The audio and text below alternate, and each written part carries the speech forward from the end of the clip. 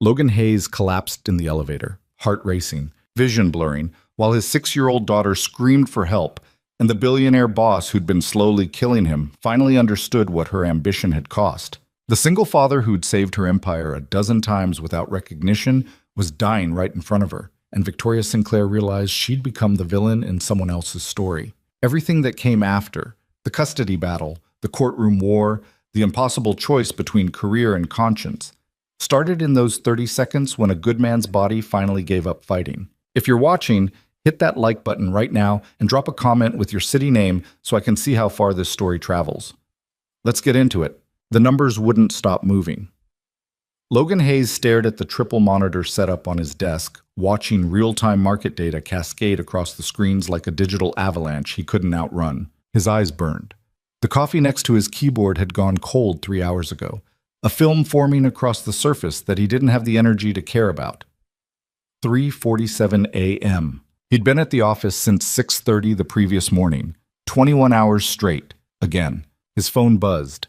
Another email from Victoria Sinclair's executive assistant with the subject line, "Merger projections, need by 4 a.m." Logan's fingers moved across the keyboard automatically, muscle memory taking over where conscious thought had started failing around midnight.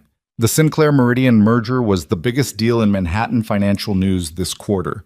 $8.2 billion, 300 jobs on the line, and Victoria's entire reputation riding on whether the numbers justified the acquisition. She didn't accept failure. She didn't accept excuses. She barely accepted sleep. "Daddy? The small voice cut through Logan's concentration like a knife. He spun his chair around to find Ava sitting on the break room couch 15 feet away, her pink backpack serving as a pillow, her favorite stuffed rabbit clutched against her chest. His daughter looked so small in the empty office. 6 years old and already learning what it meant to have a parent who couldn't be present even when they were in the same room. "Hey, sweetheart." Logan forced brightness into his voice that his body didn't feel. "Did you sleep okay?" "Kind of." Ava rubbed her eyes. "The lights are really bright." Guilt hit him harder than any exhaustion could. He'd brought her to the office again because the babysitter had canceled, the third time this month, and he couldn't afford to miss another deadline. Not with Victoria already questioning his commitment after he'd left early last week for Ava's parent-teacher conference, 15 minutes early. He'd left 15 minutes before his official shift ended, and Victoria had sent him an email at 11 p.m. that night asking if he was still invested in his role here. "I'm almost done," Logan lied. The merger analysis was maybe 60% complete. He had spreadsheets that didn't balance, projections that needed 3 more rounds of verification, and a risk assessment that Victoria would tear apart if he didn't find every possible weakness before she did. "Just a little bit longer." Ava nodded without complaint. She was getting too good at this, too accepting of nights sleeping on office furniture, too familiar with the taste of vending machine dinners, too quiet about missing her own bed. Too much like him. Surviving instead of living. Logan turned back to his monitors and dove into the financial models, letting the numbers consume him because that was easier than thinking about what this job was doing to his daughter. The Sinclair-Meridian merger had structural problems. Victoria refused to acknowledge overlapping assets that would create redundancy, incompatible corporate cultures, debt obligations that the projections conveniently minimized. He'd flagged these issues in 3 separate reports. Victoria had ignored all of them. She wanted the merger because Marcus Meridian had said no to her 5 years ago when she'd tried to buy his company the first time. This wasn't about smart business anymore. This was about Victoria Sinclair proving she could take whatever she wanted. Logan's phone buzzed again. Text message from Victoria's assistant. "Ms. Sinclair will be in the office at 5 a.m. to review your analysis. Please have the full presentation ready." It was 4:03 a.m. He had 57 minutes. His heart rate kicked up. That uncomfortable flutter in his chest that had been happening more often lately. Probably stress. Probably nothing.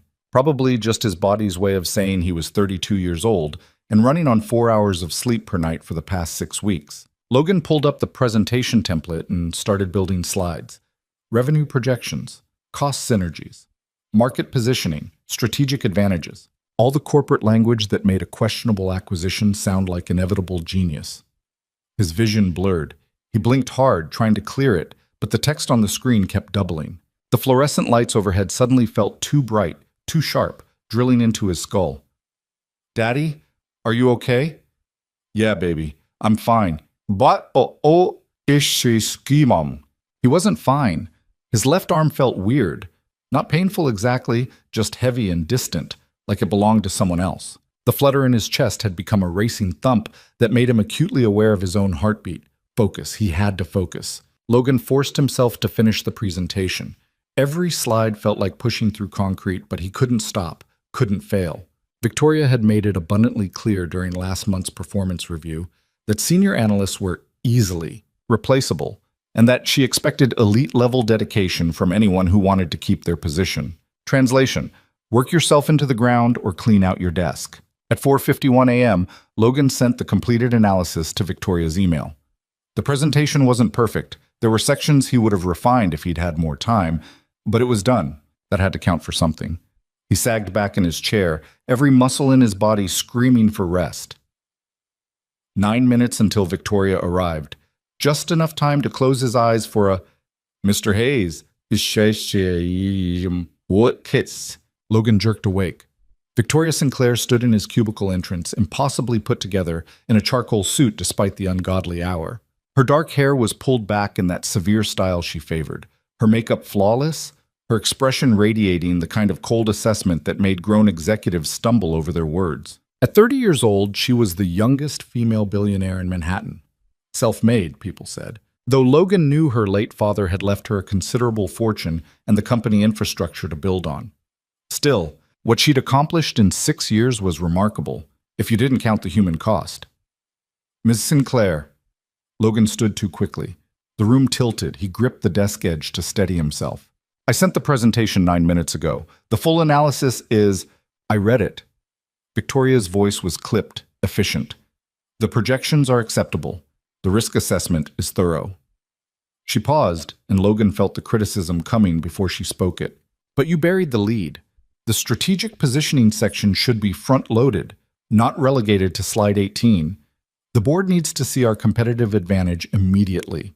I can restructure it. I already did. I need you in the conference room at 7 for the dry run. Don't be late." It was 4:53 a.m. The dry run was in 2 hours and 7 minutes. Logan had been at the office for nearly 22 hours straight, and Victoria expected him to present to the board in a state of cognitive coherence.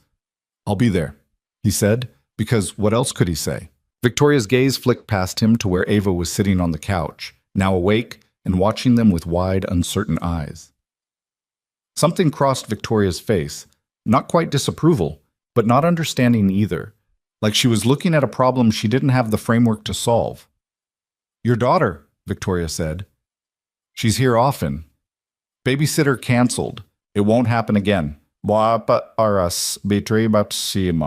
See that it doesn't." Victoria turned to leave, then paused. "And Hayes, the board presentation is at 9. Make sure you're presentable. You look terrible." She left without waiting for a response. Logan stood there in the empty office, exhaustion pressing down on him like physical weight, while his 6-year-old daughter watched him from a break room couch, and his boss critiqued his appearance after working him for 22 hours straight. This was his life now. Had been for 2 years since Rebecca died. Before the car accident, Logan's world had made sense.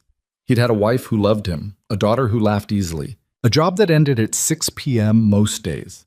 They'd had dinner together every night. They'd read bedtime stories.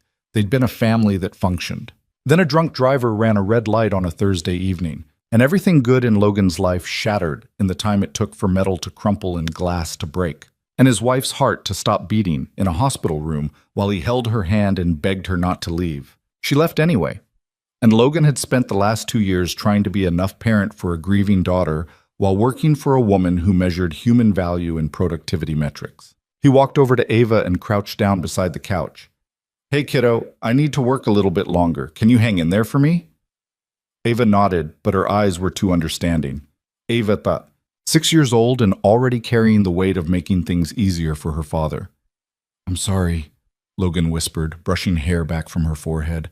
"I'm so sorry, Ava." "It's okay, Daddy." She smiled, that brave little smile that broke his heart every single time. "I know you're trying really hard." Logan pulled her into a hug and held on tight, trying to remember when he'd last had the energy to be a good father instead of just a surviving one. Trying to remember what Rebecca would think of the man he'd become. She'd hate this. Hate what Victoria Sinclair's company had turned him into. Hate that their daughter was growing up in office break rooms and learning that love meant sacrifice without boundaries. But Rebecca wasn't here. And Logan didn't have the luxury of principles when there were bills to pay and a child to raise and no family to fall back on. So he went back to his desk and kept working, because that's what you did when you were out of choices. The board presentation at 9 a.m. was brutal. Victoria stood at the head of the conference table like a general commanding troops, walking the board through the merger analysis with the kind of confidence that made risky ventures sound inevitable. Logan sat 3 seats down, providing supporting data when called upon, watching the executives nod along as Victoria systematically dismantled every objection. She was brilliant. Logan had to give her that. Whatever moral reservations he had about her management style, Victoria Sinclair was genuinely exceptional at making people believe in her vision. The Meridian acquisition positions us for market dominance in the next fiscal quarter, Victoria concluded. Hayes' analysis confirms a 23% revenue increase within 18 months. The risk factors are manageable. The strategic advantages are undeniable. Board Chairman Richard Walters leaned forward, skepticism evident in his expression. What about the redundancy concerns? Meridian has overlapping divisions in 3 key areas. Victoria didn't miss a beat. We'll streamline through strategic restructuring. Hayes, Logan pulled up the workforce analysis on the conference room screen. The overlapping divisions represent approximately 200 positions. We've identified efficiency gains through consolidation that will offset the redundancy costs within the first year. He didn't say what that actually meant. 200 people would lose their jobs, so Victoria could prove she could absorb Marcus Meridian's company. Walters studied the numbers. And Meridian himself? He's agreed to the terms? Bo? Marcus is finalizing his acceptance this week, Victoria said smoothly. He understands this merger benefits both organizations. That was corporate speak for, she'd backed him into a corner until selling was less painful than fighting. The board voted to approve the merger. Unanimous decision. Victoria had won again. Victoria. After the meeting ended, Logan returned to his desk to find 17 new emails waiting for him. Implementation timelines, integration protocols, due diligence reports. The merger might be approved, but the real work was just beginning. His phone buzzed. Text from Ava's school. Mr. Hayes, Ava fell asleep during reading time today. Is everything all right at home? Everything was not all right. But Logan didn't know how to explain that to a first-grade teacher who probably thought he was neglecting his daughter's bedtime routine, not bringing her to corporate offices at midnight because he literally had no other options. He texted back, "She's fine. Rough night. Won't happen again." Another lie. It would happen again. It kept happening over and over because Logan was trapped in a cycle he couldn't break, working impossible hours to keep a job that demanded those impossible hours to prove he deserved to keep working. Hayes. Logan looked up to find Victoria standing at his cubicle again. She never seemed to get tired, never seemed to need the basic human requirements of rest or food or time away from work. The Meridian integration timeline is aggressive, Victoria said. I need you to coordinate with their financial team starting next week. That means site visits to their Connecticut office, probably 3 days a week for the next month. 3 days a week in Connecticut, with Ava and no babysitter and no family support system and no way to make this impossible situation work. I'll make it happen, Logan said automatically. Victoria studied him with that analytical gaze she used on financial reports. You look worse than you did this morning. When's the last time you slept? I'm fine. That's not what I asked. Logan met her eyes. Does it matter? The work gets done either way. Something flickered across Victoria's face, surprise maybe that he'd pushed back even slightly. But she didn't pursue it. Just get me the integration framework by Friday. And Hayes, figure out your childcare situation. I need you focused. She left. Logan stared at his computer screen and tried to remember what focused felt like. The next 3 weeks blurred together in a haze of spreadsheets and conference calls and Connecticut site visits that required Logan to bring Ava along because the babysitter kept canceling, and there was literally no one else. Marcus Meridian's CFO took one look at the 6-year-old sitting in the corner of the conference room during their integration meeting and raised an eyebrow. "Bring your daughter to work day?" "Well, something like that," Logan said tightly. The meetings were tense. Meridian's team clearly resented being absorbed into Sinclair Enterprises, and they took every opportunity to make the integration process difficult.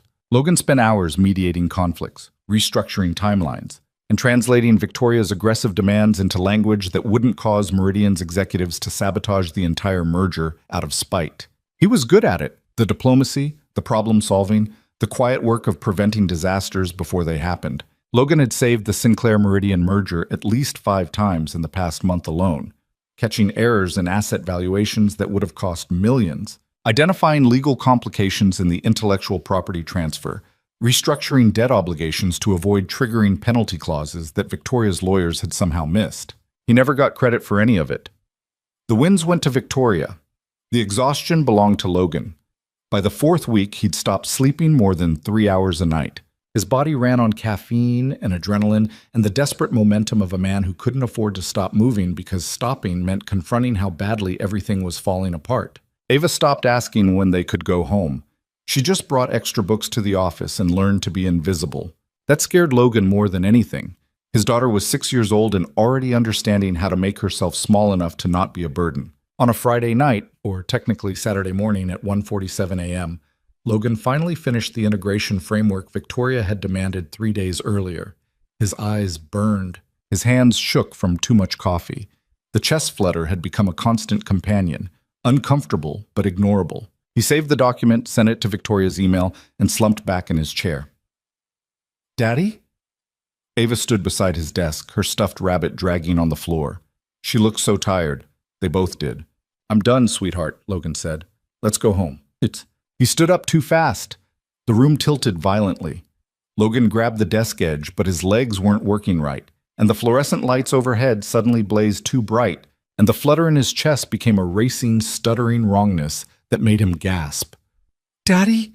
Ava's voice spiked with fear. "Daddy, what's wrong?" "I'm okay." "Just—" The words caught in his throat. His left arm went numb. The racing in his chest became a squeezing pressure that radiated up into his jaw. This wasn't stress. This was something worse. Logan tried to take a step toward the elevator and his legs gave out. He caught himself on the cubicle wall, breathing hard, trying to fight through the panic and the pain and the sudden terrifying understanding that his body was shutting down. He couldn't finish the sentence, couldn't breathe right, couldn't think past the pressure in his chest. "Help!" Ava screamed. "Somebody help!" Logan stumbled toward the elevator because if he could just get to his car, if he could just make it home, everything would be fine. He wasn't dying. He couldn't be dying. Ava needed him. He couldn't leave her alone. The elevator doors opened. Logan lurched inside, his vision tunneling, his heart hammering against his ribs like it was trying to break free. He heard voices behind him, running footsteps, someone shouting his name. Then his legs gave out completely, and Logan collapsed on the elevator floor, Ava's pink backpack still clutched in his hands, his daughter screaming for help. And the last thing he saw before consciousness slipped away was Victoria Sinclair's face staring down at him in shock, finally understanding what her ambition had cost. Logan woke up in a hospital room. The first thing he registered was the steady beep of monitoring equipment. The second was the IV in his arm. The third was the fluorescent lighting that seemed designed specifically to make sick people feel worse. His chest ached. His whole body felt heavy, disconnected, like he was operating a machine he didn't quite know how to control anymore. "Mr. Hayes," a doctor stood at his bedside, young, tired-looking, with the kind of sympathetic expression that meant bad news was coming. "What happened?" Logan's voice came out rough. "You had a cardiac event. Severe exhaustion complicated by extreme stress. Your heart rhythm was dangerously irregular when you arrived." The doctor pulled up a chart. "You're stable now, but Mr. Hayes, you came very close to a full cardiac arrest. At 32 years old, the words didn't make sense. Logan worked hard, yeah, but he wasn't dying. He couldn't be dying. People his age didn't have heart problems unless there was something seriously wrong. How long was I out? About 9 hours. It's 11 a.m. The doctor's expression turned more serious. Mr. Hayes, I need to be very direct with you. Your body is shutting down from chronic stress and sleep deprivation. If you don't make significant lifestyle changes immediately, you're looking at serious long-term cardiac damage, possibly fatal. Fatal. The word hung in the air like a threat. My daughter. Well, Logan said. Where's Ava? She's in the waiting room with... The doctor checked his notes. Victoria Sinclair? She's been here since you were admitted. Victoria was here with Ava. Logan's brain struggled to process that information. His boss, the woman who'd been systematically destroying his health for months, had stayed at the hospital with his daughter. I need to see her. In a minute. First, we need to discuss your treatment plan. Now. Logan's voice came out harder than intended. I need to see my daughter now. The doctor hesitated, then nodded. I'll send her in. 2 minutes later, Ava burst through the door and threw herself at Logan's hospital bed. Daddy, I was so scared. You stopped moving and your eyes closed and I thought, I'm okay, baby. Logan wrapped his arms around her, feeling her small body shake with sobs. I'm okay. I promise. Hey, ooh. Come on. But he wasn't okay. The doctor's words kept echoing in his head. Possibly fatal. The door opened again. Victoria Sinclair stepped into the hospital room, and for the first time since Logan had started working for her, she looked genuinely uncertain. Hayes. She stood at the foot of the bed, her usual confidence replaced by something that looked almost like guilt. The doctor said you're going to recover. Yes, yeah. Logan kept his arms around Ava. Thanks for staying with her. Victoria stopped, started again. I didn't know where else to take her. You don't have any emergency contacts listed. Because he didn't have anyone. Rebecca's parents were dead. He didn't. His own parents had died when he was 20. No siblings, no close friends anymore, because he'd been too busy working to maintain relationships. Just him and Ava. That's all that was left of their family. Did you make my daddy sick? The question came from Ava, and it hit the room like a bomb. Logan felt his daughter pull back slightly, her tear-stained face looking up at Victoria with the kind of direct, unflinching honesty that only children could manage. Did you make him work too much? Ava continued. Is that why his heart got broken? Victoria's face went pale. She opened her mouth, closed it again. For maybe the first time in her life, Victoria Sinclair didn't have a prepared answer. Ava, that's not... Logan started, but his daughter interrupted. He works all the time. He never sleeps. He's always tired and sad. And he brings me to the office because he doesn't have anyone to watch me, and you keep giving him more work. Ava's voice was shaking but fierce. So did you make him sick? Did you? The silence that followed was devastating. Victoria looked at Ava, then at Logan, then down at her hands. When she finally spoke, her voice was barely above a whisper. Yes, she said. I think I did. Logan was discharged from the hospital 3 days later with strict orders. Mandatory rest, reduced stress, no returning to work for at least 2 weeks. The cardiologist had been blunt. One more incident like this, and they'd be talking about permanent cardiac damage. Victoria arranged everything. She hired a car service to drive Logan and Ava home. She had groceries delivered to his apartment. She sent an email to the entire senior team explicitly stating that Logan was on medical leave and was not to be contacted for any reason. And then she did something Logan never expected. She showed up at his apartment. It was day 5 of his forced rest. Logan was sitting on the couch, trying to watch TV with Ava while his mind churned with anxiety about missed deadlines and project timelines, and whether his job would still exist when he came back. The doorbell rang. Logan opened it to find Victoria standing in his hallway, wearing jeans and a sweater instead of her usual corporate armor. She looked younger like this, more human. Can I come in? She asked. Logan stepped aside. I'm not cleared to work yet. Doctor's orders. I'm not here about work. Victoria walked into the living room, taking in the modest apartment with the kind of careful attention she usually reserved for financial reports. I wanted to check on you and to apologize. That caught Logan completely off guard. Apologize for what? For nearly killing you. Victoria's voice was flat, matter of fact.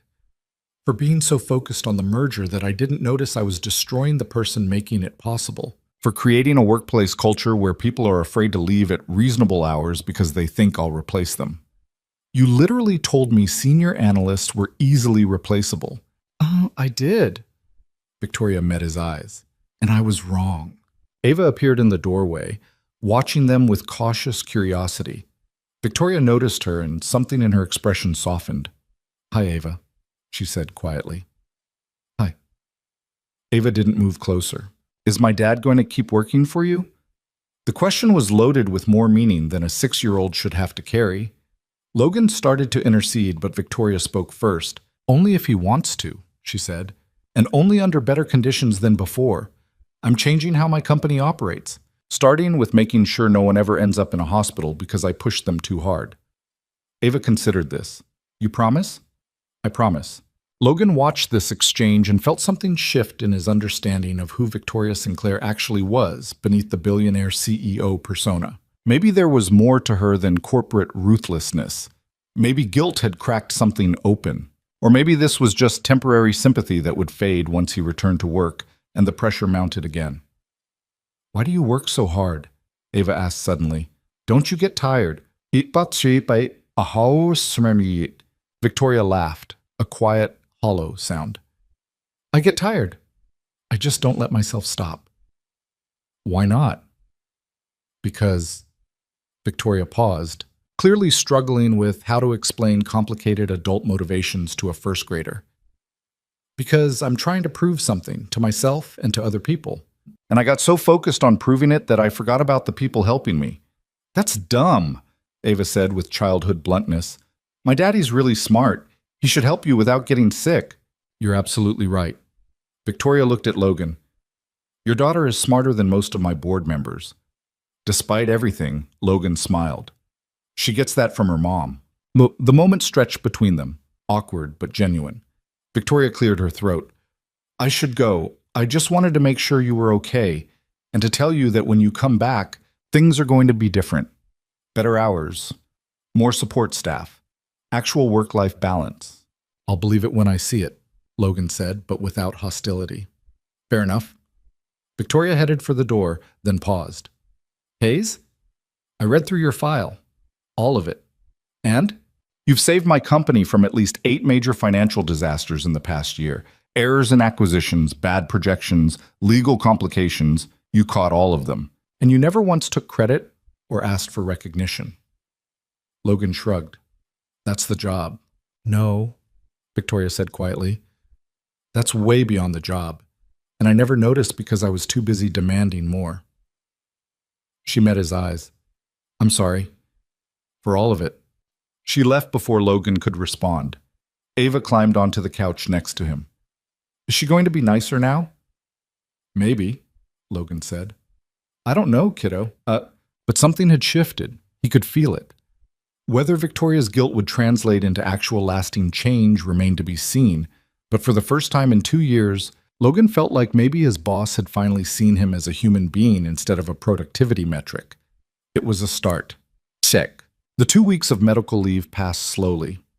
Logan slept more than he had in months. He took Ava to the park. They had dinner together every night at an actual reasonable hour. He started remembering what it felt like to be a present father instead of an exhausted ghost moving through the motions of parenting. It was nice, it was terrifying, because Logan knew the moment he went back to work, all of this would disappear. On his first day back, he walked into the office expecting to find the same crushing pressure, the same impossible deadlines, the same toxic culture of overwork disguised as dedication. Instead, he found a completely restructured team. Victoria had hired 3 additional senior analysts. She'd implemented mandatory time-off policies. She'd restructured project timelines to be actually realistic instead of aggressively optimistic. And most shocking of all, she'd sent a company-wide memo explicitly stating that working excessive hours was no longer a sign of commitment. It was a sign of poor management. Logan's new supervisor, a calm, competent woman named Patricia Chen, sat down with him his first day back. Victoria's been very clear about your workload, 45 hours per week maximum. No exceptions. If a project requires more than that, we bring in additional support. She's serious about this? Completely. Patricia smiled. Between you and me, I think your collapse scared her more than she's admitting. She's overhauling the entire company culture, starting with the people who nearly died, making her rich. It sounded too good to be true. Logan kept waiting for the other shoe to drop, for Victoria to revert to her old patterns the moment the guilt wore off. But weeks passed and the changes held. The Meridian integration continued, but with reasonable timelines and adequate staffing. Logan went home at 6 p.m. most nights. He had weekends. He had energy to be a father. And Victoria changed. She started showing up at team meetings looking less polished, more human. She asked people about their families. She actually listened when someone said they were overwhelmed instead of just demanding they work harder. One evening, 3 months after his hospital stay, Victoria stopped by Logan's desk before he left for the day. "Hayes, do you have a minute?" Logan closed his laptop. "What's up?" "I wanted to thank you," Victoria said, "for the Meridian integration. It's going smoothly because of your work. Just doing my job." "No." Victoria's voice was firm. "You're doing exceptional work, and I failed to recognize that for a long time, so I'm recognizing it now. You're being promoted to Director of Strategic Analysis. Significant raise, better benefits, and I promise you'll never again have to choose between your career and your daughter." Logan sat there, stunned. "I don't know what to say. Say you'll stay." Victoria's expression turned uncertain, vulnerable in a way he'd never seen from her before. "I need good people, Hayes, and you're the best person I've got. But I also need you to believe I've actually changed, that I'm not going to turn back into the person who nearly killed you." "Have you changed?" Logan asked directly. Victoria was quiet for a long moment. "I'm trying, every day, because the alternative is becoming the villain in other people's stories, and I realized I don't want that to be my legacy." "Why does my opinion matter so much?" "Because your daughter asked if I made you sick," Victoria said softly. "And she was right. And I can't undo that. But maybe I can make sure it never happens again, to you or to anyone else." Logan studied her face, looking for signs of manipulation or corporate performance. He found only exhaustion and genuine regret. "Okay," he said. "I'll stay." Relief washed over Victoria's expression. "Thank you." She started to leave, then paused. "Hayes, does Ava like science museums? There's a new exhibit at the Museum of Natural History." "I thought maybe—" She trailed off, uncertain. "Are you asking to spend time with my daughter?" "Only if that's appropriate.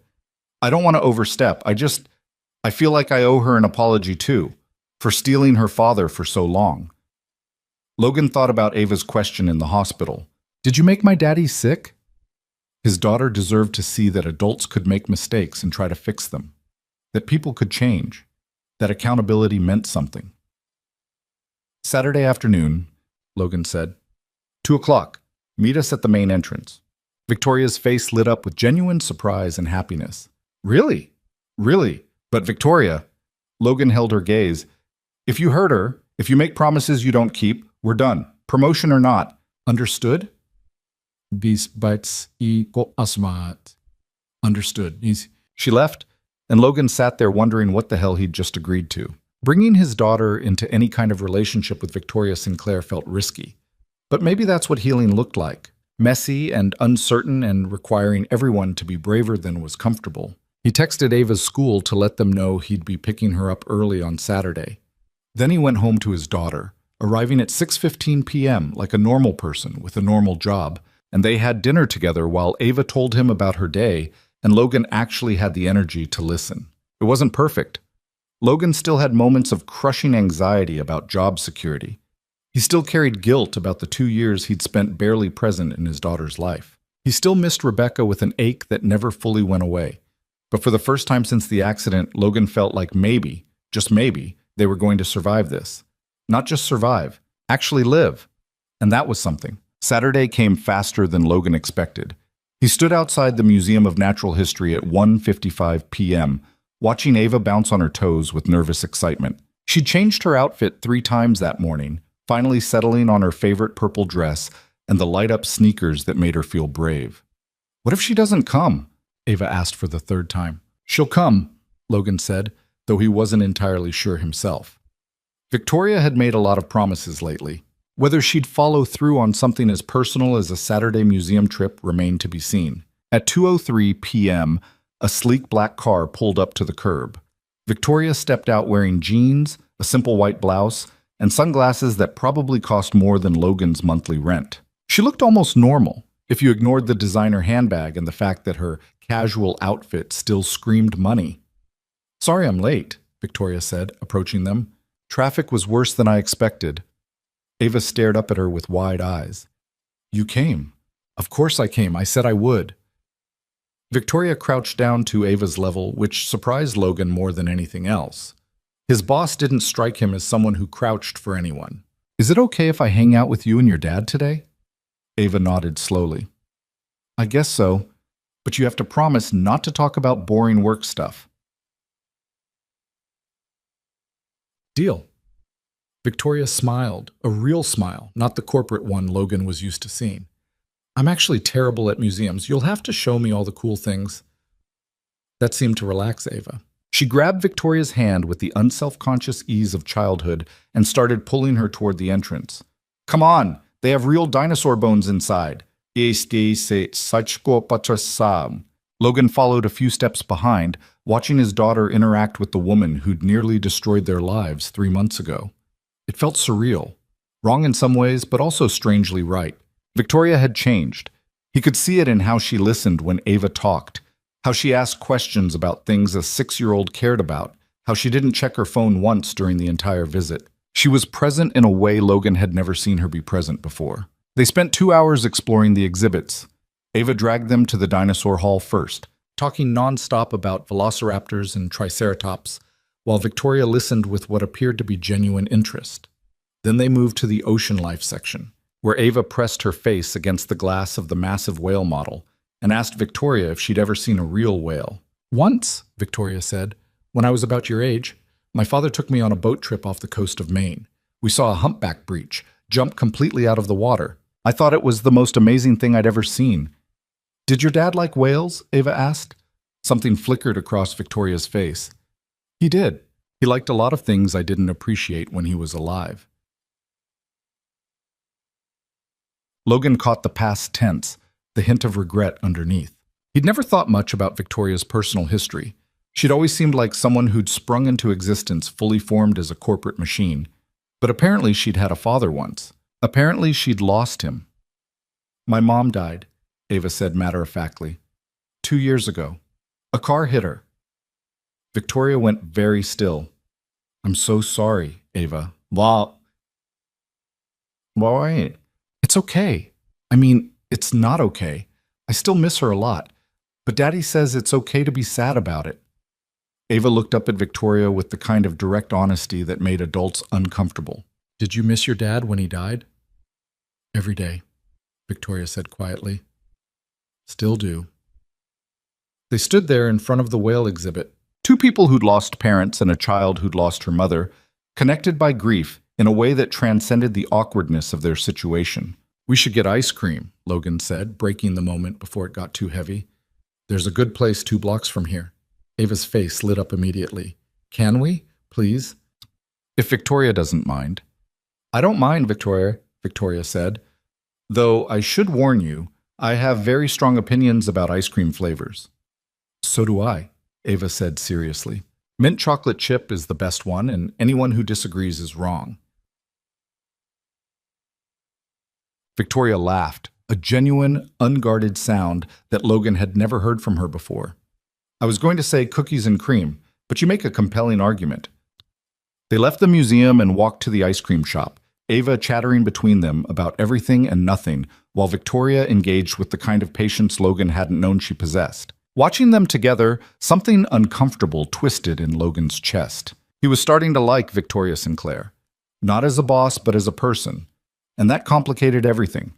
The ice cream shop was crowded with weekend families. They found a small table near the window. Ava working on her mint chocolate chip while Victoria and Logan sat across from each other with their respective flavors. "Thank you for today," Victoria said. "I know this was probably weird for you, letting me into your personal life like this." "Weird doesn't begin to cover it," Logan admitted. 3 months ago, I was collapsing in your elevator. Now we're eating ice cream together. I'm trying to make amends. I know. I'm just not sure what that looks like long term." Logan kept his voice low so Ava wouldn't overhear. "You've made a lot of changes at work, good changes, but Ava's different. She's not a corporate project you can fix with restructuring. I'm not trying to fix her," Victoria said. "I'm trying to—" She stopped, searching for words. "I don't have children, obviously. I barely have a personal life. Most days I go home to an empty apartment and work until I fall asleep. I'm 30 years old and the only relationships I have are professional ones. And you thought hanging out with your employee's 6-year-old would help with that? I thought maybe spending time with someone who doesn't expect me to be perfect might remind me what it's like to be human." Victoria looked at Ava, who was completely absorbed in her ice cream. "She asked if I made you sick, and she was right. And I can't fix that by just changing office policies. I have to actually understand what I did wrong. What I've been doing wrong for years." What? Logan studied her face, looking for manipulation or performance. He found only exhaustion and something that looked like loneliness.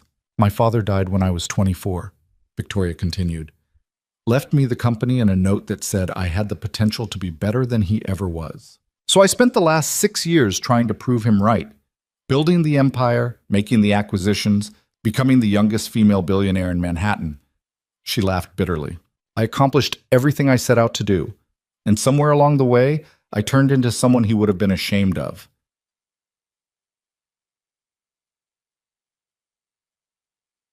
"You don't know that." "Yes, I do, because he used to tell me that success without compassion was just cruelty in a suit." Victoria met Logan's eyes. "And that's exactly what I became. Cruel in a very expensive suit."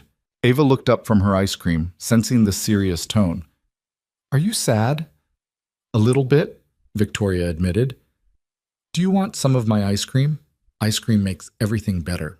Victoria smiled. "It's very kind of you, Ava, but you should keep it. You earned it by being an excellent museum tour guide." Ava beamed at the praise and went back to her dessert. Logan watched the exchange and felt something shift again in his understanding of who Victoria actually was. Not just a reformed workaholic trying to ease her guilt, but a genuinely lonely person who'd built a corporate empire at the expense of everything else, and was only now realizing what that cost. "What was your father like?" Logan asked. Victoria's expression turned distant. "Brilliant. Demanding. He expected excellence from everyone around him, especially me, but he also knew when to turn it off. How to be present for the people who mattered. I inherited his drive, but not his wisdom." She paused.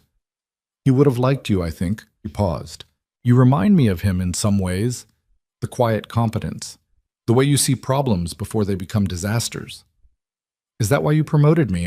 "I promoted you because you're exceptional at your job, and I almost destroyed you because of it." Victoria's voice was firm.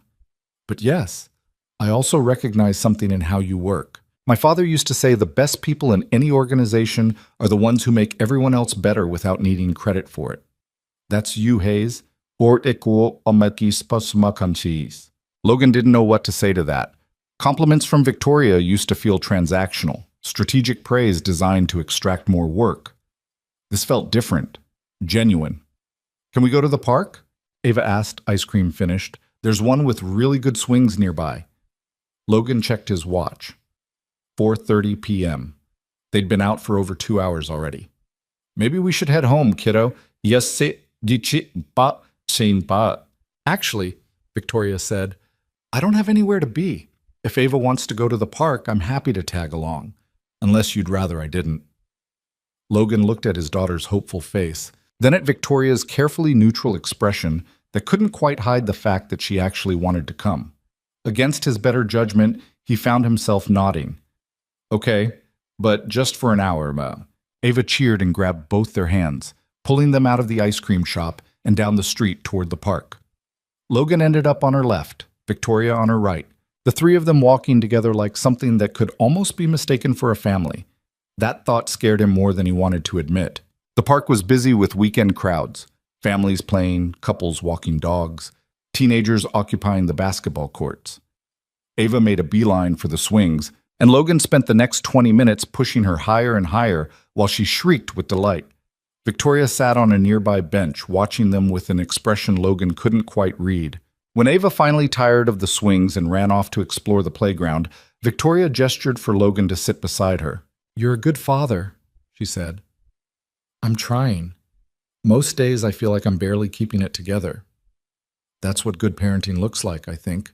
Constantly worried you're failing while somehow managing to keep a tiny human alive and relatively happy." Victoria smiled slightly. "My father used to say that about raising me, said it was the hardest thing he ever did, and also the best thing." "Do you ever think about having kids?" Logan asked, then immediately regretted the personal question. But Victoria didn't seem bothered. "Sometimes, but I wouldn't know how. I can run a multi-billion-dollar company. I can negotiate mergers and manage boards and analyze markets.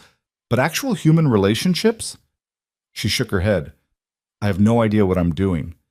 "No one does. We're all just making it up as we go." "You seem to have it figured out, mate." Logan laughed. "Ava ate cereal for dinner 3 nights this week because I was too exhausted to cook. I forgot about her school picture day last month. I still wake up sometimes thinking Rebecca's in the next room, and then I remember she's not, and it hits me all over again that I'm doing this alone." He watched his daughter climb the jungle gym. "I'm nowhere close to having it figured out, but you're still here, still showing up for her every day. That counts for something." Does it? Because from where I'm sitting, I spent 2 years being so focused on survival that I barely noticed I was teaching my daughter to expect nothing from life except disappointment. Victoria was quiet for a moment. "Is that what you think happened?" "I know that's what happened. She stopped asking when we'd go to the park, stopped complaining about sleeping on office couches, stopped expecting me to be present." Logan's throat tightened. "She learned how to make herself small so she wouldn't be a burden. 6 years old and already believing she doesn't deserve better. That's not your fault. Isn't it? I'm her father. Protecting her from that kind of thinking is literally my job." "You were trying to keep her fed and housed while working for someone who demanded the impossible," Victoria said firmly. "Which is my fault, not yours. If Ava learned to make herself small, it's because I created an environment where that was the only option." Logan turned to look at her. "Why does this matter so much to you? The guilt, the changes, all of this? You could have just given me a raise and moved on. Why are you here at a park on a Saturday afternoon?" Victoria was quiet for a long time, watching Ava play. When she finally spoke, her voice was barely audible. "Because I don't want to be the villain anymore. Because I'm tired of going home to an empty apartment where no one cares if I exist beyond what I can produce. Because when your daughter asked if I made you sick, I realized I'd spent 6 years building an empire and ended up completely alone in it." She looked at Logan. "I'm here because maybe if I can learn to be a decent person to the people around me, I'll figure out how to be a decent person to myself." The honesty in those words hit Logan harder than expected. He'd spent months seeing Victoria as the enemy, the cold corporate machine grinding him down. But sitting here now, he saw something different, someone who'd sacrificed everything for success and was only now realizing the cost. "You know what the worst part is?" Victoria continued. "I don't even know if I like the person I became. I achieved everything my father wanted for me. The company's thriving. The acquisitions are successful. I'm on the cover of business magazines. But I look in the mirror and I don't recognize who's looking back." "So change," Logan said. "You've already started. Cute. Have I? Or am I just performing empathy because I got scared when you collapsed?" Victoria's voice turned bitter. "How do I know the difference between actually changing and just pretending long enough for the guilt to fade? I don't think genuinely awful people ask themselves that question." Victoria smiled sadly. "Maybe. Or maybe I'm just good at convincing people, including myself." They sat in silence, watching Ava navigate the playground with fearless confidence. Logan thought about Rebecca and how she'd always believed people were capable of change if they actually wanted to. She'd worked as a social worker before Ava was born, spent years helping people rebuild their lives after hitting bottom. She'd believed in second chances. Logan wanted to believe in them too, but belief required risk, and he'd already lost so much. "My wife would have liked you," Logan said finally. "Not the version of you that almost killed me, but this version, the one trying to figure out how to be better." "What was she like?"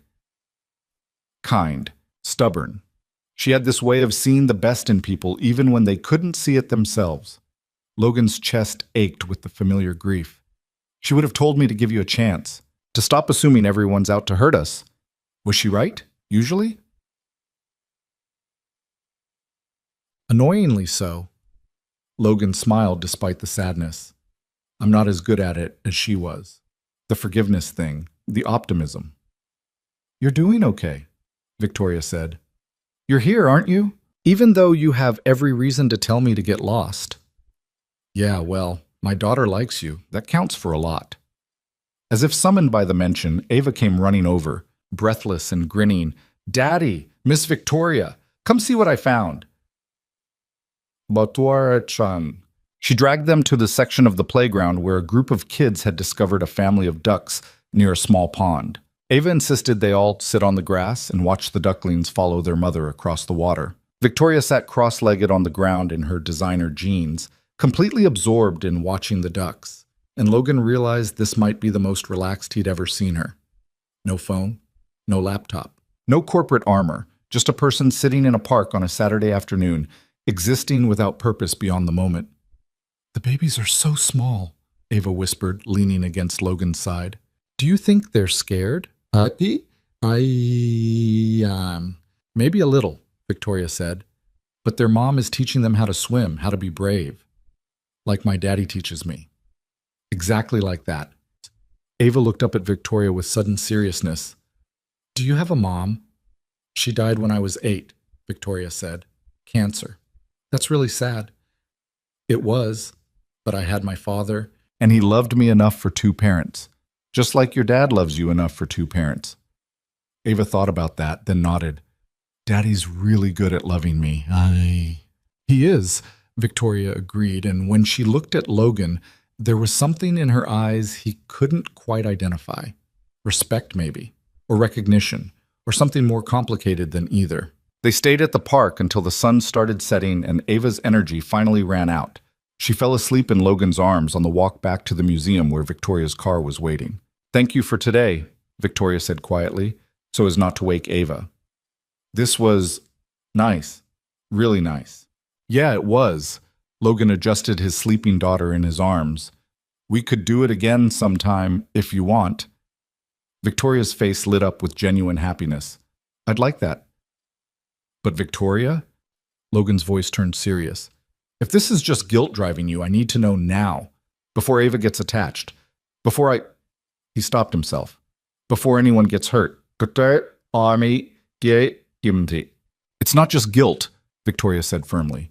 "I mean, the guilt is there, but today, this is the first time in years I felt like a real person instead of a corporate entity. I don't want to lose that.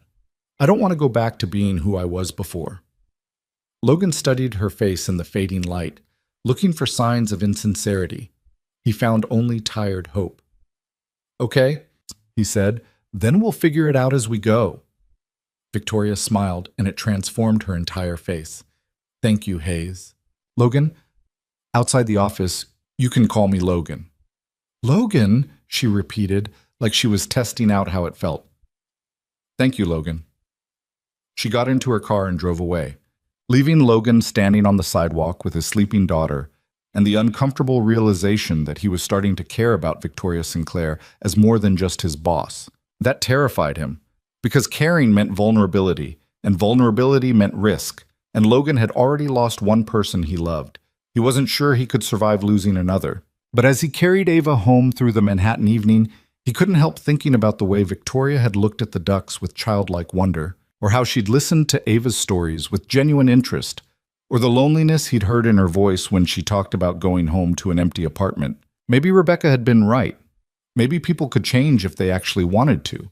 Maybe second chances were worth the risk. Or maybe Logan was just tired of being alone too. The following Monday, Logan arrived at work to find a formal memo from Victoria's office. All senior staff were required to attend mandatory sessions on work-life balance and mental health resources. The company was implementing flex schedules, remote work options, and a strict cap on overtime hours. It wasn't just talk anymore. Victoria was actually restructuring the entire corporate culture. Patricia Chen stopped by Logan's desk mid-morning with a knowing smile. "I heard you took the boss to meet your daughter this weekend. News travels fast." Victoria's assistant mentioned it. Apparently she came into work this morning in an unusually good mood. Patricia leaned against his cubicle wall. "I've worked here for 8 years, Hayes. I've never seen her like this. Whatever you're doing, keep doing it." "I'm not doing anything. We're trying to be friends, I guess." Patricia raised an eyebrow. "Friends?" "Yes, friends. What else would we be? Nothing. Nothing at all." But the skepticism in her voice was obvious. "Just be careful, okay? Victoria Sinclair doesn't do anything halfway. If she's decided you and your daughter matter to her, she's going to go all in. Make sure you're ready for that."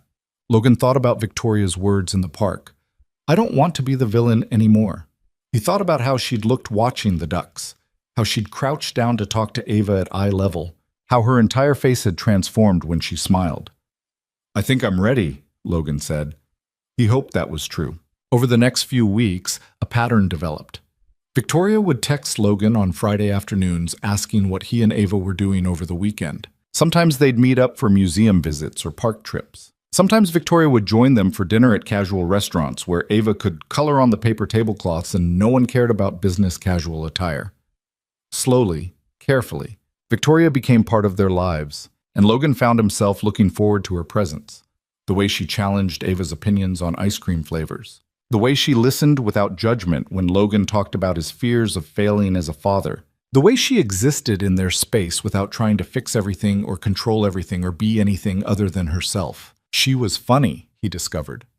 Victoria Sinclair had a dry, sarcastic sense of humor that caught him off guard and made him laugh in ways he hadn't laughed since Rebecca died. She was also deeply insecure beneath the confidence. She second-guessed herself constantly in personal situations, asking Logan if she'd said the wrong thing, or if Ava actually liked her, or if she was overstepping. "You're overthinking it," Logan told her one evening after they'd taken Ava to see an animated movie. They were walking back to his apartment, Ava between them holding both their hands. "Ava likes you. You're doing fine. But what if I'm not? What if I'm just temporarily convincing both of you I'm a decent person, and then I mess it up? Then you mess it up and we deal with it," Logan said. "That's how relationships work. People make mistakes. You apologize and try better next time." "That's simple?" "Not simple at all, but it's the only way forward." Victoria nodded, processing that. "I'm not good at this, at being vulnerable with people. I noticed, but I'm trying, for what it's worth." "It's worth a lot," Logan said, and meant it. They reached his apartment building. Ava was half asleep on her feet, worn out from the movie and the excitement of the day. "Do you want to come up?" Logan asked before he could overthink it. "It's late and you probably have work tomorrow, but I'd like that," Victoria said quickly. So Logan led her into his modest apartment with its worn furniture and Ava's artwork covering the refrigerator and the life he'd built in the aftermath of tragedy. Victoria looked around with genuine interest, not judgment, taking in the details of how he actually lived. "It's nice," she said. "It feels like a home.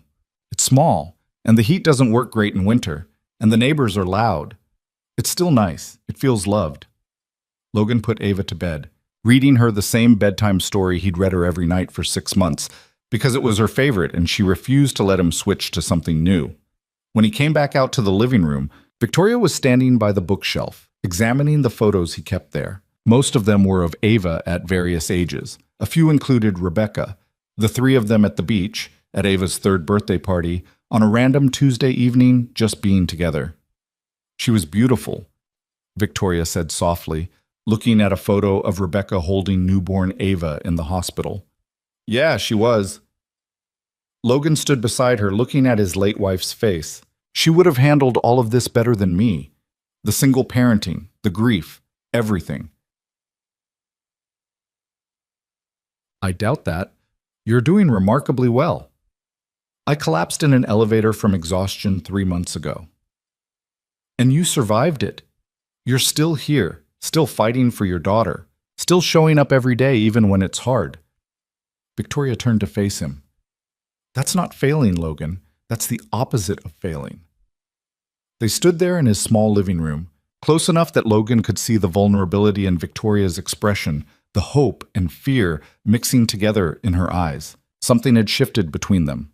When that shift had happened exactly, Logan couldn't say. Maybe it had been gradual, small moments accumulating over weeks until they added up to something significant.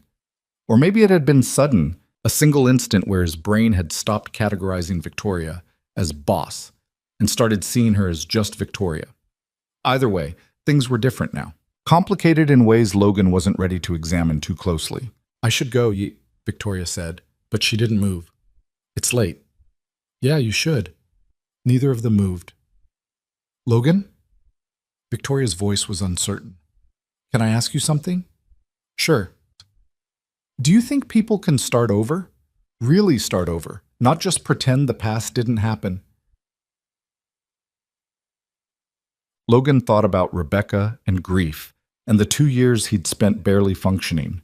He thought about Victoria's transformation from corporate tyrant to someone who watched ducks in parks with genuine wonder.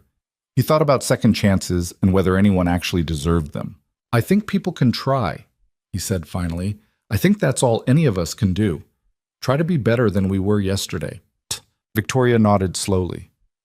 That's what I'm trying to do. Be better. Not just at work, but at being human. I know, I can see it. And you don't hate me for everything before?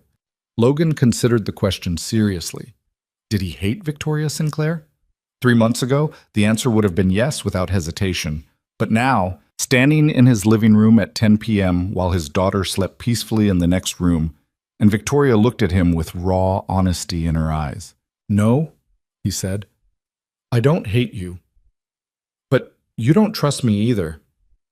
I'm working on it. That seemed to satisfy her. Victoria grabbed her jacket from where she'd left it on the couch. Thank you for tonight, for the movie, and for letting me be part of your evening. It means more than you probably realize. Same time next weekend? Victoria smiled. I'd like that. She left, and Logan stood in his quiet apartment, thinking about how dramatically his life had changed in just 3 months. From collapsing in an elevator to having dinner with his former tormentor. From surviving each day by force of will to actually looking forward to weekends. It wasn't perfect. He still had moments of crushing anxiety. He still missed Rebecca with an intensity that sometimes took his breath away. He still worried constantly about whether he was enough for Ava. But for the first time in 2 years, Logan felt like maybe, just maybe, he wasn't doing this completely alone anymore. And that possibility, fragile as it was, felt like hope. The call came on a Tuesday morning while Logan was reviewing quarterly projections in his office. Ava's school. The principal's voice was apologetic but firm. Logan needed to come pick up his daughter immediately. There had been an incident. What kind of incident?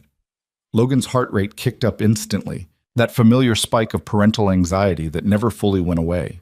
Ava's fine physically, Principal Martinez said, but a woman showed up claiming to be her aunt and tried to take her from the playground during recess. Our staff stopped her, but Ava's very shaken. We've already called the police. Logan's blood went cold. What woman? I don't have... He stopped. Rebecca had a sister, Caroline. They'd barely spoken since the funeral. She said her name was Caroline Reed. She had identification showing she was Rebecca Hayes' sister. She claimed you'd given her permission to pick Ava up. I didn't. I would never... Logan was already grabbing his jacket, his keys, his phone. I'm on my way. Don't let anyone near my daughter. No one except me. He hung up and practically ran for the elevator, his mind racing with worst-case scenarios. Caroline hadn't contacted him in almost 2 years. The last time they'd spoken was at Rebecca's funeral, when she'd made some passive-aggressive comment about Logan working too much, and maybe that's why Rebecca had been driving alone that night. The accusation had been bullshit. Rebecca had been on her way back from visiting a friend, something she did regularly, something that had nothing to do with Logan's work schedule. But Caroline had needed someone to blame, and Logan had been the easiest target. He'd written off her anger as grief. He'd never imagined she'd actually try to take Ava. Victoria caught him in the lobby. Hayes, what's wrong? You look... Ava's school. Someone tried to take her. I have to go. I'm coming with you. Victoria's voice left no room for argument. She was already following him out the door, her executive presence shifting seamlessly into something more protective. You don't have to... I'm coming, Victoria repeated firmly. We'll take my car. It's faster. Logan didn't have the energy to argue. They climbed into Victoria's town car, her driver navigating Manhattan traffic with the kind of aggressive efficiency that only came from years of experience. Victoria sat beside Logan, her hand resting on his forearm in a gesture of support that felt natural despite how new their friendship was. Tell me what happened, she said quietly. Logan explained about Caroline, about the funeral, about the 2 years of silence that had apparently been building toward this moment. Victoria listened without interrupting, her expression growing darker with each detail. She can't just take your daughter, Victoria said. That's kidnapping. The police will arrest her. I don't know what she was thinking. Caroline never seemed stable after Rebecca died, but I didn't think... Logan's hands were shaking. If something happened to Ava because I wasn't paying attention, nothing happened. Your daughter is safe. Focus on that. They reached the school in record time. Logan bolted from his car before it fully stopped, Victoria right behind him. Principal Martinez met them at the entrance, her professional composure not quite hiding her concern. Mr. Hayes, your daughter is in my office with Officer Chen. She's upset but unharmed. Where's the woman who tried to take her? The police have her in the front office. She's claiming she has legal grounds for custody. Logan felt rage flash through him, hot and immediate. She has no legal grounds. She's not Ava's guardian. I am. That's what we told her. But Mr. Hayes, she's making some serious accusations about your ability to care for Ava. Something about a recent hospitalization? Bums. Victoria stepped forward, her corporate authority radiating from every inch of her posture. I'm Victoria Sinclair, Mr. Hayes' employer. If Miss Reed is referencing his medical leave 3 months ago, I can provide documentation that it was work-related and has been fully resolved. Mr. Hayes is an exemplary employee and, more importantly, an exceptional father. Principal Martinez looked between them, clearly trying to assess the situation. The police will want to speak with both of you. And Mr. Hayes, Ava specifically asked for you. She's scared. That shattered Logan's anger instantly, replacing it with pure need to get to his daughter. Take me to her. Martinez led them through the hallways to her office. Ava sat in an oversized chair, her small body curled up tight, her face tear-stained and terrified. The moment she saw Logan, she launched herself at him. Daddy! There was a lady, and she said she was taking me away, and I told her no, but she grabbed my arm and... Shh, baby. I'm here. You're safe. Logan held her tight, feeling her shake against his chest. Did she hurt you? Okres, my isam giz. She grabbed me really hard. She said... Ava's voice dropped to a whisper. She said you weren't taking good care of me, that I needed to come live with her. Rage flooded Logan again, but he forced it down for Ava's sake. That's not true. You're not going anywhere. You're staying with me. Promise? I promise. Victoria crouched down beside them, her voice gentle. Hey, Ava, remember what we talked about? About how your dad loves you enough for 2 parents? Ava nodded against Logan's shoulder. That's still true, Victoria continued. Nothing that lady said changes that. Your dad is the best father I've ever seen, and I'm not going to let anyone take you away from him. Okay? Okay. Ava reached out and grabbed Victoria's hand, holding tight to both of them like they were anchors in a storm. Officer Chen entered the office, a tired-looking woman in her 40s with kind eyes and a no-nonsense demeanor. Mr. Hayes, I need to speak with you about the situation. Logan reluctantly let go of Ava, but she clung to him. It's okay, Victoria said quietly. I'll stay with her while you talk to the officer. Ava looked uncertain, but Victoria sat down in the chair Logan had vacated and opened her arms. To Logan's surprise, his daughter climbed into Victoria's lap without hesitation, burrowing against her the same way she'd burrowed against him. When had that happened? When had Victoria become someone Ava trusted that completely? Logan followed Officer Chen into the hallway where Caroline Reed sat in a chair outside the main office. She looked older than he remembered, her face harder, her eyes carrying this kind of bitterness that came from nursing grudges for years. "Logan," Caroline said, standing up. "Finally, we need to talk about Ava." "We don't need to talk about anything," Logan said coldly. "You tried to kidnap my daughter." "Ma, this was. I'm trying to save her from you." Caroline's voice was sharp. "Rebecca told me how much you worked, how you were never home, and now I find out you collapsed from exhaustion while taking care of a 6-year-old? You're going to get yourself killed and leave her with no one. That's not your decision to make. Someone has to look out for her since you clearly can't." Caroline turned to Officer Chen. "I want custody, full custody. Logan Hayes is mentally unstable and incapable of raising a child." Officer Chen held up a hand. "Ms. Reed, that's not how custody works. You can't just show up at a school and demand a child. If you have legitimate concerns about Mr. Hayes' parenting, you need to file through the proper legal channels." "Fine. Then I'll file." Caroline's gaze fixed on Logan. "You almost died, Logan. You collapsed in an elevator. What happens next time? What happens when Ava's alone because you've worked yourself into a heart attack? That's not going to happen. How do you know? You're a single father with no support system and a job that nearly killed you. Rebecca would be horrified." The invocation of his dead wife's name hit Logan like a physical blow. "Don't you dare tell me what Rebecca would think.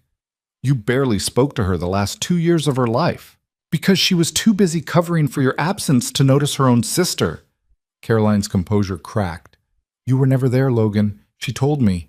All those late nights, all those business trips, all those times she had to handle everything alone because you were too important at work.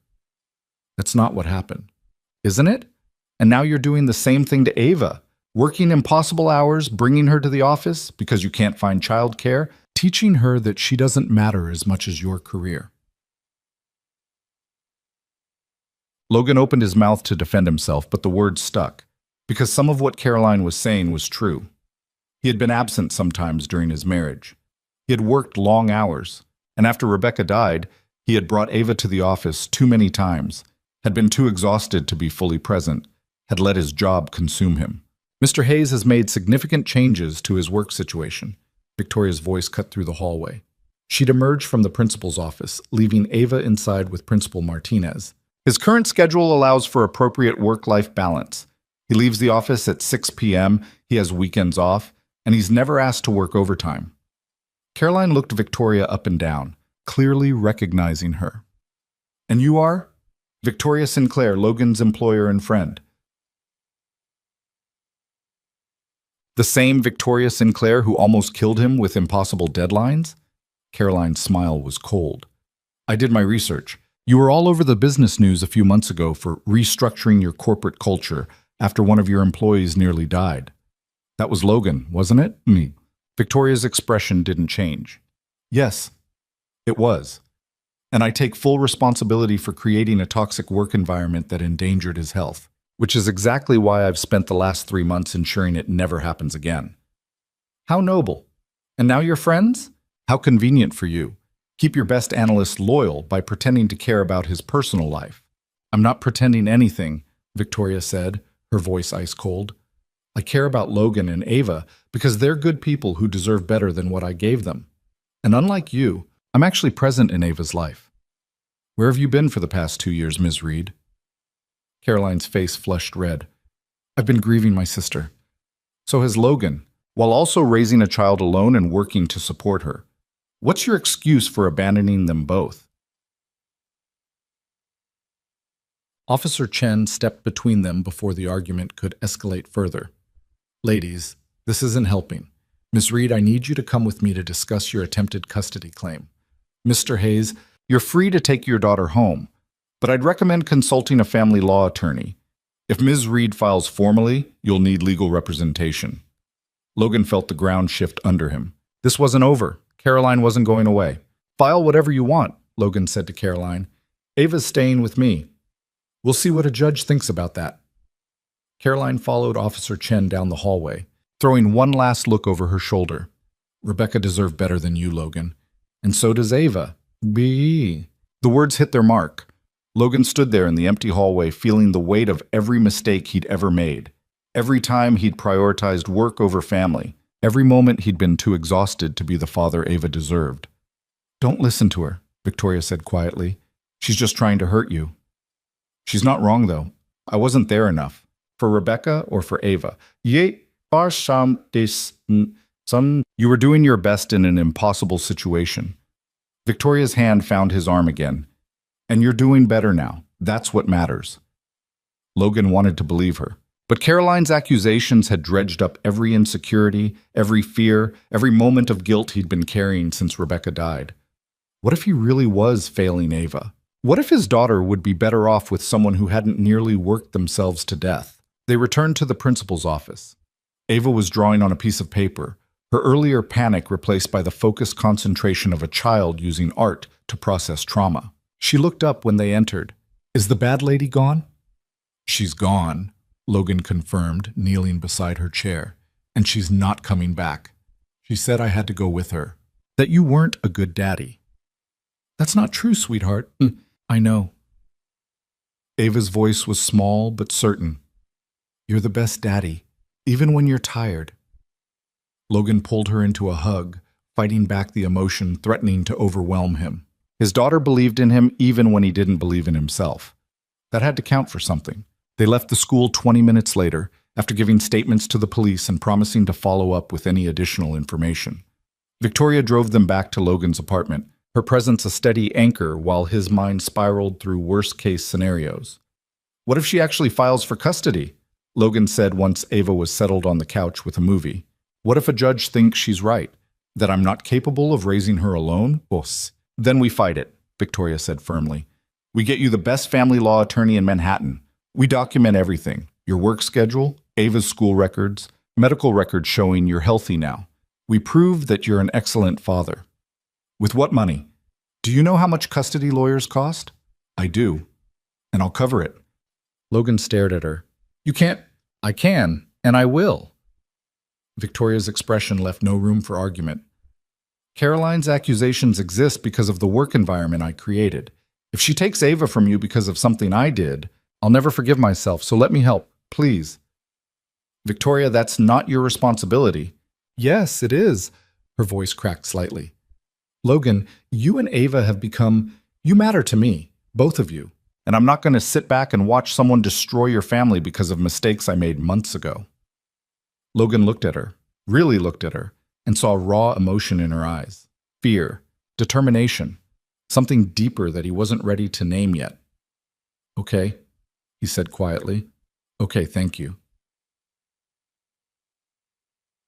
Victoria nodded, composing herself. I'll make some calls. I know several excellent family law attorneys. We'll get someone on this by tomorrow. True to her word, Victoria had a lawyer contacting Logan by the next morning.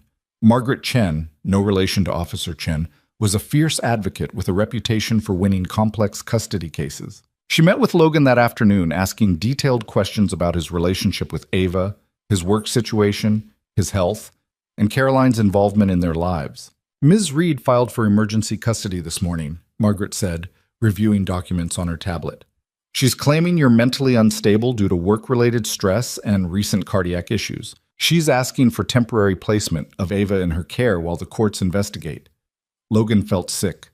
Can she do that? She can try. The judge will review her petition and decide whether there's enough evidence to warrant temporary removal, given that you have no history of abuse or neglect, and that Ms. Reed has had no involvement in Ava's life for 2 years. I'd say her chances are slim. Margaret paused. However, your recent hospitalization does complicate things. I was cleared by my doctors. I'm healthy now. I know, but we need to prove that. Medical records, documentation of your improved work schedule, character witnesses who can testify to your parenting abilities. Margaret looked at him seriously. Mr. Hayes, I'll be blunt. If Miss Reed convinces a judge that your health is unstable and your work environment is dangerous, she could win temporary custody. Not permanent, that would require much more substantial evidence, but temporary placement while the investigation proceeds. How long would temporary be? Could be weeks, could be months. The thought of being separated from Ava for even a day made Logan's chest tighten with panic. What do I need to do? First, we gather evidence. Work records, medical clearances, testimony from employers and teachers. Second, we prepare for the hearing. Ms. Reed's petition will be reviewed by a judge within 72 hours. We need to be ready to counter every accusation she's made. I can provide employment records, Victoria said. She'd insisted on attending the meeting despite Logan's protests. Documentation of Mr. Hayes' schedule, his performance reviews, the changes we've implemented in our corporate culture, whatever you need. Margaret nodded approvingly. That helps. Mr. Hayes, does Ava have any other family? Grandparents? Cousins? Anyone who could testify to your relationship with her? Ace, no. Rebecca's parents are dead. Mine died years ago. It's just me and Ava. And me, Victoria added quietly, if that counts for anything. Margaret studied Victoria with professional assessment. You're romantically involved with Mr. Hayes? No, Logan said quickly. We're friends. Victoria's been helping us, but we're just friends.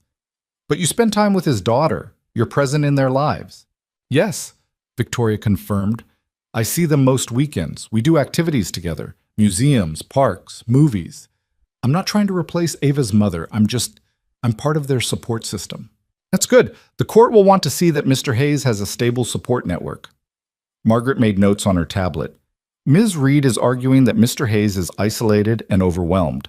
Demonstrating that he has help contradicts that narrative. Over the next 2 days, Logan existed in a state of constant low-grade panic. He couldn't sleep, couldn't focus at work. Every time his phone rang, he expected it to be Margaret telling him the court had granted Caroline temporary custody. Victoria noticed. She started showing up at his apartment in the evenings, bringing dinner and keeping him company while Ava was asleep. They'd sit on his couch talking about nothing and everything, and her presence was the only thing keeping Logan from completely falling apart. I keep thinking about what Caroline said, Logan admitted on the second night. About Rebecca, about how I wasn't there enough. You were there, Victoria said firmly. You were working to support your family. That's not the same as abandoning them. But what if she was lonely? What if she needed me and I was too busy to notice? Did Rebecca tell you that? Did she ever say she felt neglected? Logan thought back to his marriage. No. Logan thought back to, she always said she understood about my job, that she knew I was working hard for us. Bo iditske. Then believe her. Don't let Caroline rewrite your history because she needs someone to blame for her sister's death. Victoria shifted closer on the couch. Logan, you can't control what happened. Rebecca died in a car accident. That's not your fault. And it's not Caroline's fault. It's just a horrible thing that happened. I know. Rationally, I know. But grief doesn't care about rational. No. Victoria agreed quietly. It really doesn't. They sat in silence for a while, the TV playing quietly in the background. Eventually, Victoria spoke again. My father died of a heart attack. Completely unexpected. He was 62 and healthy, and one day he just collapsed in his office. Her voice was distant. I was in London closing a deal. I got the call from his assistant. By the time I flew back, he was already gone. I'm sorry. The last conversation we had was an argument about the company. He thought I was expanding too aggressively, taking on too much debt. I told him he was being paranoid and old-fashioned. Victoria laughed bitterly. 3 days later, he was dead, and I never got to tell him he was right. That I was scared and overcompensating and just trying to prove I was good enough to carry his legacy. Logan reached over and took her hand. She gripped it tight, like she was drowning, and he was the only solid thing to hold on to. That's why you work so hard, Logan said, understanding clicking into place. You're trying to prove something to someone who's not here to see it. Yeah, pretty stupid, right? Not stupid. Human. Peace. Victoria looked at him, and something passed between them. A recognition of shared grief, shared guilt, shared struggle to move forward when part of you was still trapped in the past. We're quite a pair, Victoria said softly. Both of us haunted by people we loved. At least we're haunted together. She smiled, sad but genuine. Yeah, At least there's that. The custody hearing was scheduled for Friday afternoon. Logan took the day off work, spent the morning trying to prepare, and arrived at the courthouse feeling like he was walking toward his own execution. Margaret met him outside. "Remember what we discussed. Answer questions directly. Don't get emotional. Don't let Ms. Reed provoke you. What if the judge rules against me? Then we appeal. But let's not get ahead of ourselves." Margaret's expression was confident. "You're a good father, Mr. Hayes. The evidence supports that. Trust the process." The courtroom was smaller than Logan expected. Judge Patricia Moreno presided, a stern-looking woman in her 50s who reviewed documents with the focused intensity of someone who took her job very seriously. Caroline sat with her own attorney on the opposite side. She looked composed, righteous, like someone on a moral crusade. Logan wanted to hate her, but he could see Rebecca in her face. The same nose, the same jawline, and it made everything harder. Victoria sat in the gallery behind Logan, her presence a reminder that he wasn't alone in this. Judge Moreno called the hearing to order. "This is a preliminary review of an emergency custody petition filed by Caroline Reed regarding the minor child Ava Hayes. Miss Reed, your attorney may present your case." Caroline's lawyer stood, a slick-looking man named James Foster, who'd apparently made a career out of contentious family cases. "Your Honor, my client is seeking emergency custody of her niece due to serious concerns about the father's mental and physical health. Mr. Hayes was hospitalized 3 months ago for cardiac issues related to extreme work stress. He has no support system, no extended family, and a history of leaving his daughter unsupervised in his workplace." "Those are serious allegations," Judge Moreno said. "What evidence do you have?" Foster presented documents, medical records from Logan's hospital stay, statements from Caroline about Logan's absence during his marriage, even a written account from someone at Sinclair Enterprises describing how often Logan brought Ava to the office during late-night work sessions. Logan watched his life being dissected and weaponized, feeling powerless to stop it. Everything Foster said was technically true, but stripped of context, it painted a picture of a neglectful father on the verge of collapse. "My client is willing and able to provide a stable home for Ava," Foster concluded. "She has no health issues, she works regular hours as a school administrator, and she has the financial means to care for the child properly." "Mr. Hayes," Judge Moreno looked at Margaret. "Your response?" Margaret stood with the calm confidence of someone who knew her case was solid. "Your Honor, Ms. Reed's petition is based on outdated information and deliberate mischaracterization. Mr. Hayes' health incident occurred 3 months ago and was directly related to an unhealthy work environment, an environment that has since been completely restructured." She presented their own documents, medical clearances, work schedules, testimony from Ava's teachers describing Logan as an involved and attentive parent. Then she called Victoria to testify. Victoria took the stand with the same commanding presence she brought to board meetings. Foster tried to rattle her, asking pointed questions about her relationship with Logan and whether she was testifying out of guilt for nearly killing her employee. "Mr. Hayes' hospitalization was my fault," Victoria said plainly. "I created a workplace culture that prioritized results over people's well-being. And yes, I feel guilty about that, which is exactly why I've spent the past 3 months ensuring it never happens again. Not just for Logan, but for every employee in my company." "How convenient," Foster said sarcastically. "You nearly kill a man and then befriend him to avoid a lawsuit." "I befriended him because I care about him and his daughter, and because they're good people who deserve better than what I gave them." Victoria's gaze was steel. "Mr. Hayes is an exceptional father. I've seen him with Ava. I've watched him prioritize her needs even when it's difficult. I've seen him be present and patient and loving in ways that—" Her voice caught slightly. "In ways I wish my own father had been present for me." The courtroom was silent. Even Foster seemed caught off guard by the raw emotion in Victoria's testimony. Judge Moreno leaned forward.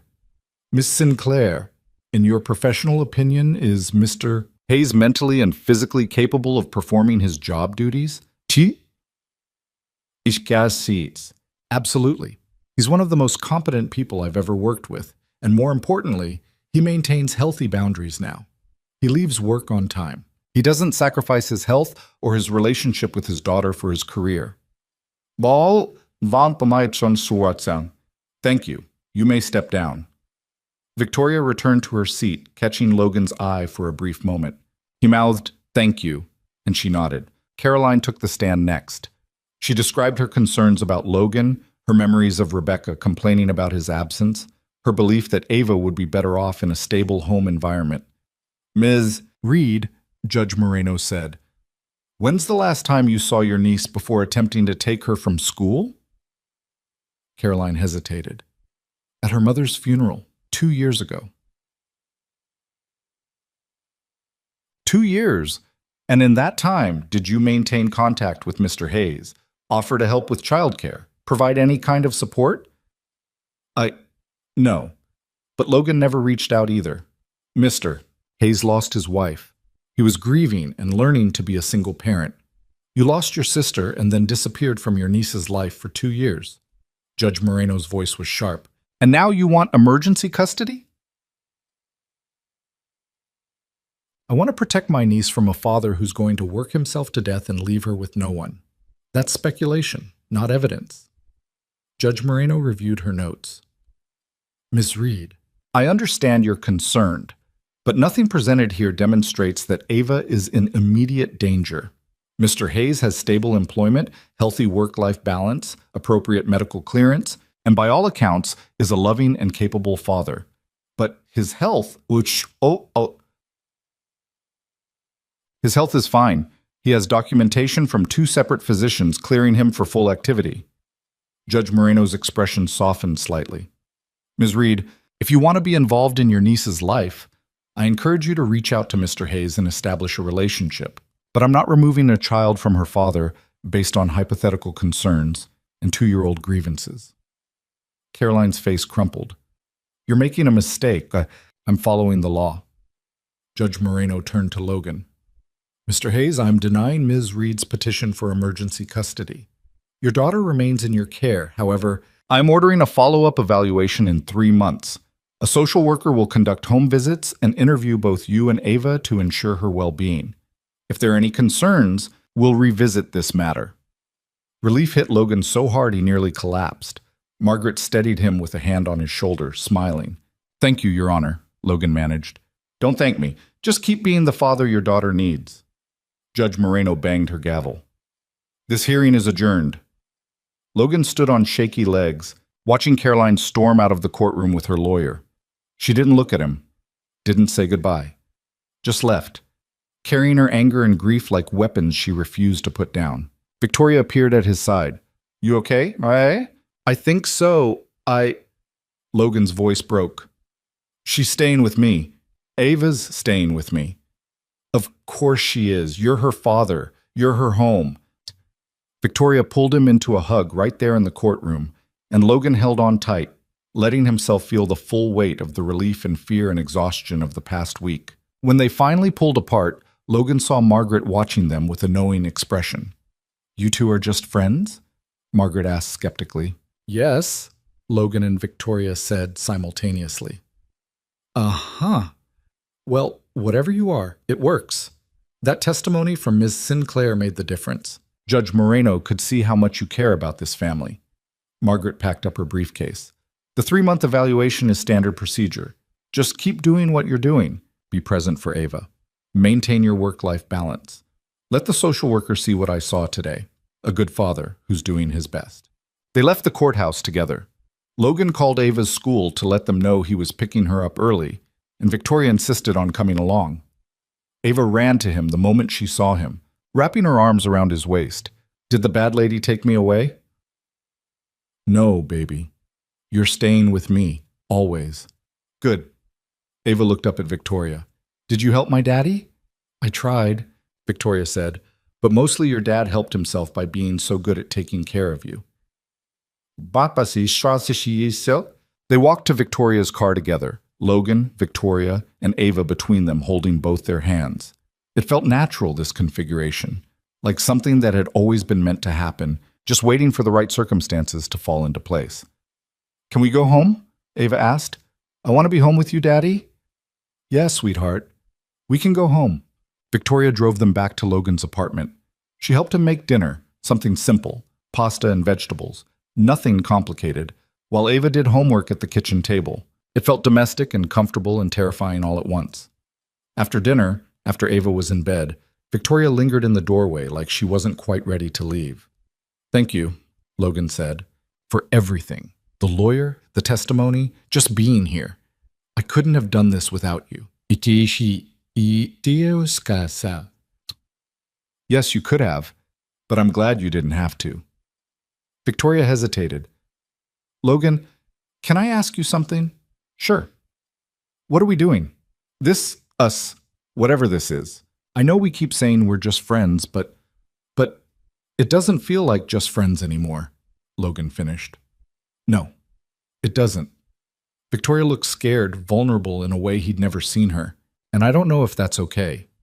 If you're ready for that, if I'm even capable of being what you might need. Logan thought about Rebecca and grief and the 2 years he'd spent believing he'd never feel anything for anyone else again. He thought about how Victoria had become part of his life without him quite noticing when it happened, how she'd stood beside him through the custody fight, how Ava lit up whenever she was around. "I don't know if I'm ready," Logan admitted, "and I definitely don't know if we're capable of not screwing this up. But Victoria, I care about you, more than I probably should given everything that's happened between us." "I care about you too. Both of you. So much it scares me." They stood there in his small apartment, two damaged people trying to figure out if they could build something together from their broken pieces. "We don't have to figure it out tonight," Logan said. "We can just keep going, see where it leads." "Yeah, okay." Victoria smiled, relief evident on her face. "I can do that." She left a few minutes later, and Logan stood in his quiet living room thinking about how dramatically his life had shifted in just a few months. From dying in an elevator to fighting for custody to maybe, possibly, falling for someone new. It wasn't smooth. Nothing about this situation was smooth, but maybe that was okay. Maybe messy and complicated was just what healing looked like when you were brave enough to try. The social worker arrived on a Wednesday afternoon 3 weeks after the custody hearing. Logan had been expecting her. Margaret had warned him the home evaluation would happen sometime within the first month, but actually, opening his apartment door to find a middle-aged woman with a clipboard and a practiced smile made his stomach drop anyway. "Mr. Hayes, I'm Sandra Williams from Child Protective Services. We spoke on the phone." "Right. Come in." Logan stepped aside, acutely aware of every flaw in his modest apartment. The worn couch, the scuffed floors, the stack of work files he'd forgotten to put away that morning. Sandra entered with the assessing gaze of someone who'd seen every kind of living situation imaginable. She took in the space methodically, the kitchen with dishes drying in the rack, Ava's artwork covering the refrigerator, the bookshelf crammed with children's books, and a few of Logan's old college textbooks he'd never gotten rid of. "Where's Ava?" Sandra asked, settling onto the couch. "At school. She gets out at 3. I can pick her up early if you need to speak with her today." "That won't be necessary. I'll schedule a separate visit to observe you two together." Sandra pulled out her tablet. "This is just the initial home inspection. I need to see where Ava lives. Talk to you about your daily routine, get a sense of the environment." Logan sat in the chair across from her, trying not to look as nervous as he felt. "What exactly are you looking for?" "What exactly are mekan?" "Safety, stability, appropriate care, whether Ava has what she needs to thrive." Sandra's expression was neutral, professional. "Mr. Hayes, I've read the case file. I know about your hospitalization and Ms. Reed's accusations. I'm not here to judge you. I'm here to ensure Ava's well-being. She's doing well. Great, actually. Her grades are good. She's happy. She has friends at school, so I've spoken with her teachers. They corroborate that." Sandra made notes on her tablet. "Tell me about your typical day. What time do you wake up? When do you leave for work? Who watches Ava?" Logan walked her through his routine. Up at 6, breakfast with Ava, drop her at school by 8, work from 9 to 6, pick up from after-school program, dinner together, homework, bedtime by 8:30. It sounded stable when he said it out loud. Normal. Nothing like the chaos of 6 months ago when he'd been bringing Ava to the office at midnight. "And you work for Sinclair Enterprises? Victoria Sinclair's company?" "Yes. I'm director of strategic analysis now." "The same Victoria Sinclair who testified at your custody hearing?" Logan hesitated, sensing the trap in the question. "Yes. She's also a friend." How close of a friend? She spends time with me and Ava. We do things together on weekends. She's part of our support system. Sandra's expression remained neutral, but Logan could see her making mental calculations. Is Ms. Sinclair romantically involved with you? No, we're friends. The answer felt less true every time he said it, but Logan wasn't ready to examine why. Does Ava view her as a parental figure? No. Victoria has never tried to replace Ava's mother. She cares about us. She helps out. Sandra made more notes, and Logan had no idea if he was helping or hurting his case. After 30 minutes of questions about finances, health, childcare arrangements, and emergency contacts, she stood to inspect the apartment. Logan followed her through the rooms, watching as she checked the refrigerator, adequately stocked. Examined Ava's bedroom, small but clean, full of toys and books. Tested the smoke detectors, working, and noted the general state of cleanliness, lived in, but not concerning. Mr. Hayes, I need to ask you something directly, Sandra said as they returned to the living room. Are you stable, physically and mentally? Because Ms. Reed's concern, however she expressed it, isn't entirely without merit. You did have a significant health crisis. I'm stable. I have medical documentation. I've seen the documentation. I'm asking you as a person. Are you okay? The question caught Logan off guard. Not the clinical assessment he'd expected, but genuine concern. I'm better than I was, Logan said honestly. 6 months ago, I was barely holding it together, working myself to death, bringing my daughter to the office in the middle of the night, running on caffeine and desperation. But that's not my life anymore. I have balance now, support. I'm present for Ava in ways I wasn't before. Because your boss changed the work environment? Because Victoria realized what her company culture was doing to people and actually fixed it, which, yeah, sounds convenient and suspicious. But I've seen the changes. They're real. I'm not the only one benefiting from them. Sandra studied him for a long moment. Okay, I'll need to speak with Ava directly, observe the two of you together, and conduct a follow-up visit. But Mr. Hayes, nothing I've seen today concerns me. Your daughter has a safe home, adequate resources, and a father who clearly cares about her well-being. Relief washed over Logan. So Caroline's petition, Ms. Reed will receive a copy of my report, but unless something significant changes, I don't anticipate recommending any custody modifications. Sandra headed for the door, then paused. For what it's worth, I think Ms. Reed is projecting her grief onto you. She lost her sister and she needs someone to blame. That doesn't make you a bad father. After Sandra left, Logan sat on his couch and let himself breathe properly for the first time in weeks. One hurdle cleared, just the follow-up visits to get through, and then maybe Caroline would finally accept that Ava was staying with him. His phone buzzed, text from Victoria. How did it go? Logan typed back. Better than expected. She wants to observe me with Ava, but nothing concerning so far. Good. Want company tonight? I can bring dinner. Logan smiled despite his exhaustion. Yeah, that would be nice. Victoria showed up at 6:30 with Thai food and a bottle of wine that probably cost more than Logan's monthly grocery budget. Ava launched herself at Victoria the moment she walked through the door, chattering about her day at school and the art project she was working on. Can you help me with it? Ava asked, dragging Victoria toward her bedroom. It's really hard, and Daddy's not good at cutting straight lines. Yes. I heard that, Logan called after them. It's true. Ava's voice drifted back. You cut like a zigzag. Logan unpacked the food while listening to Victoria and Ava laugh together in the next room. This had become their routine over the past few weeks. Victoria showing up after work, helping with homework or art projects, or just keeping them company. She'd become part of their daily life so gradually that Logan hadn't noticed until it was already done. They ate dinner together, Ava dominating the conversation with stories about her friends and complaints about a boy in her class who kept stealing her crayons. Victoria listened with genuine interest, asking questions and offering advice with the seriousness of someone negotiating a corporate merger. Have you tried just asking him why he takes them? Victoria suggested. Because he's mean, Ava said like it was obvious. Maybe. Or maybe he likes you and doesn't know how to tell you. That's secret. Ava's face scrunched up in disgust. Ew, boys are gross. Not all boys, Victoria said, glancing at Logan. Your dad's pretty great. That's different. He's my daddy. After dinner and homework and the extended bedtime routine that Ava had perfected into an art form, Logan finally got his daughter into bed. He returned to the living room to find Victoria pouring wine into 2 glasses. You didn't have to open that, Logan said.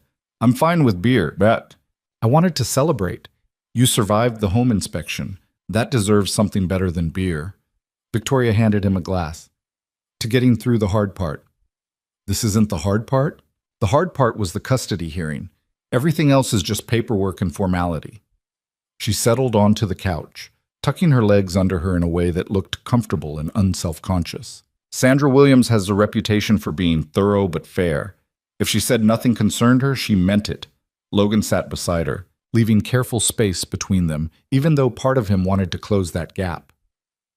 How do you know about Sandra Williams? I asked around, called in some favors. I wanted to make sure you were getting a social worker who wouldn't be influenced by Caroline's accusations. You can't just manipulate the system like that. I didn't manipulate anything. I just gathered information. Victoria smiled slightly. There's a difference. Is there? In this case, yes. I didn't bribe anyone or pull strings. I just made sure you had a fair shot. She took a sip of wine. Logan, I know you think I'm overstepping, and maybe I am, but I can't sit back and watch Caroline destroy your family. Not when I have resources that can help. Why does this matter so much to you? Logan asked, not for the first time. I get that you feel guilty about what happened, but Victoria, this goes beyond guilt. You're in my apartment 3 nights a week. You're helping Ava with homework. You testified in court. This is more than friendship? Victoria finished quietly. Yeah, more than friendship. They sat in silence, the unspoken thing between them finally demanding acknowledgement. Logan could feel his heart rate increasing. That familiar flutter that used to signal panic but now felt like something different. Anticipation, maybe. Fear, definitely. But also hope. I don't know how to do this, Victoria said finally. Relationships. I'm terrible at them. I work too much. I'm emotionally unavailable. I have control issues that would require years of therapy to unpack. Sounds familiar, Logan said. I'm a widower with a 6-year-old daughter, abandonment issues, and a recent history of nearly dying from work stress. We're both disasters. Victoria laughed. A real laugh, unguarded and genuine. We really are. But maybe disasters can work together, cancel each other out somehow. That's not how disasters work. Then maybe they amplify each other and we end up even more broken than before. Logan set down his wine glass, suddenly needing to be serious about this. Victoria, I'm scared. Of this, of us, of what it means. I haven't felt anything for anyone since Rebecca died. I didn't think I could. And then you started showing up in our lives, and suddenly I'm feeling things I wasn't ready to feel. What kind of things? Like maybe I could love someone again. Like maybe Ava could have something close to a complete family. Like maybe we could build something real together. He looked at her directly. But that terrifies me. Because loving people means risking loss, and I've already lost so much. Victoria reached over and took his hand, threading her fingers through his. I'm scared too. I don't know how to be what you and Ava need. I don't know if I'm capable of it. But Logan, I'm here. I keep showing up. That has to mean something. It means you care. It means I'm falling for you, Victoria corrected softly. Both of you. And I don't know what to do with that. Logan felt something shift in his chest, that careful wall he'd built around his heart cracking just enough to let possibility in. We could try, see what happens. Take it slow. How slow? Glacially slow. Ava comes first, always. And if this doesn't work, if it turns out we're better as friends, we need to be able to walk away without destroying everything we've built. I can do slow, Victoria said. I'm good at strategy, long-term planning. This isn't a corporate merger. I know. It's more important than that. She squeezed his hand. Logan, I promise I won't hurt Ava. Whatever happens between us, I'll always care about her. She's become so important to me. Like the daughter I never thought I'd have. That admission hung in the air between them, vulnerable and honest. Logan could see the fear in Victoria's eyes, the terror of caring this much about people who could leave, who could disappoint, who could make her feel things she'd spent years avoiding. Okay, Logan said. Let's try, slowly, carefully, with the understanding that we're both probably going to mess this up sometimes. I can live with that. Victoria smiled, and it transformed her entire face. So what now? Do we tell Ava? Make some kind of announcement? Let's not make it weird. We just keep doing what we're doing, spending time together, being present. Eventually, Ava will figure it out, and when she asks, we'll tell her the truth. Which is what exactly? That you're important to us, that we care about you, that we're seeing where this goes. Victoria nodded slowly. I can work with that. They sat together on the couch, hands linked, while the TV played quietly in the background. It wasn't dramatic or cinematic, just two people choosing to try despite their fear and damage and all the reasonable objections they could have raised. Eventually, Victoria left, but not before kissing Logan on the cheek, a soft, brief touch that promised more someday when they were both ready. Logan stood in his doorway watching her leave, feeling something he hadn't felt in years. Hopeful. Terrified. But definitely hopeful. The next few weeks settled into a new normal. Victoria continued showing up for dinners and weekend activities. Logan continued working his balanced schedule and being present for Ava. Sandra Williams conducted her follow-up visits and found nothing concerning. Caroline sent one email through her lawyer demanding to see Ava. Margaret responded with a carefully worded letter suggesting supervised visitation if Caroline was willing to work with a family therapist to address her underlying issues with Logan. Caroline never responded. At work, the Meridian integration finally completed successfully.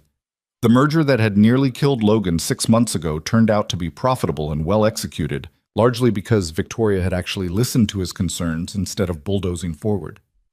We make a good team, Victoria said during a post-merger celebration at the office. Professionally speaking. Just professionally? Patricia Chen asked, appearing beside them with a knowing smile. Because half the office thinks you two are dating. We're not dating, Logan said automatically, then hesitated. It's complicated. It's always complicated, Patricia said. But Hayes, you look happy. Happier than I've ever seen you. Whatever you're doing, keep doing it. She walked away before Logan could respond. Victoria laughed quietly. I think our secret isn't very secret, she said. Does that bother you? No, does it bother you? Logan thought about it. Not really. Let people think what they want. As long as Ava's okay with it, I don't care what anyone else thinks. When are we going to talk to her about us? When it feels right. When we're sure this is... Logan paused, searching for the right words. When we know we're not just caught up in proximity and trauma bonding. Are we caught up in proximity and trauma bonding? Maybe. Partially, I don't know. Logan looked at her seriously. But I also know I think about you constantly. I look forward to seeing you. Ava lights up whenever you're around. So maybe it started as trauma bonding, but I think it's become something more. Victoria's expression softened. I think about you constantly too. About both of you. When I'm at work, when I'm at home, when I'm supposed to be focusing on board meetings. It's annoying, actually. Sorry? Don't be. It's the best kind of annoying. She glanced around the office celebration, then back at Logan. I want to kiss you right now, but I won't because we're at work and you said slow. Logan felt heat rise in his chest. Rain check? Definitely. That rain check came 2 weeks later, on a Saturday evening after they'd taken Ava to an aquarium and come back to Logan's apartment for dinner. Ava had fallen asleep on the couch halfway through a movie, exhausted from the day's excitement. Logan carried her to bed while Victoria cleaned up the dinner dishes. When he returned to the kitchen, she was standing at the sink with her back to him, and something about the domestic simplicity of the moment made Logan's breath catch. Hey, he said quietly. Victoria turned, drying her hands on a towel. Hey yourself. Et passé, et passé.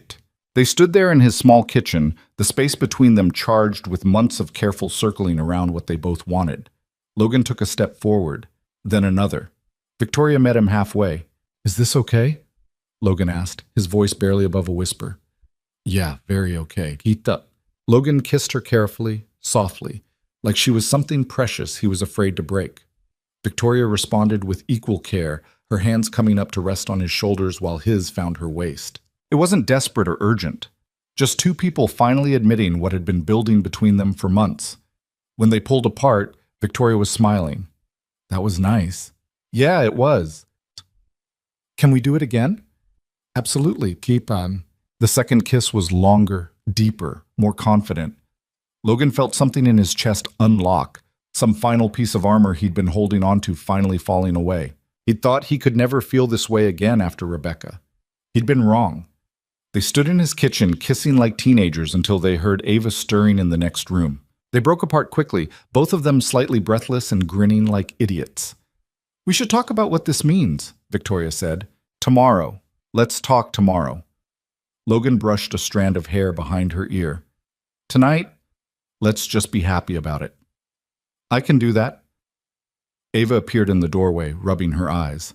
I had a bad dream. Come here, sweetheart. Logan picked her up, holding her close. She was getting too big for this, but he wasn't ready to stop yet. Want me to read you another story? Can Miss Victoria read it? Ava asked, looking at Victoria with sleepy hope. Victoria's expression melted into something soft and vulnerable. I'd love to. They went to Ava's room together, Logan, Victoria, and Ava between them.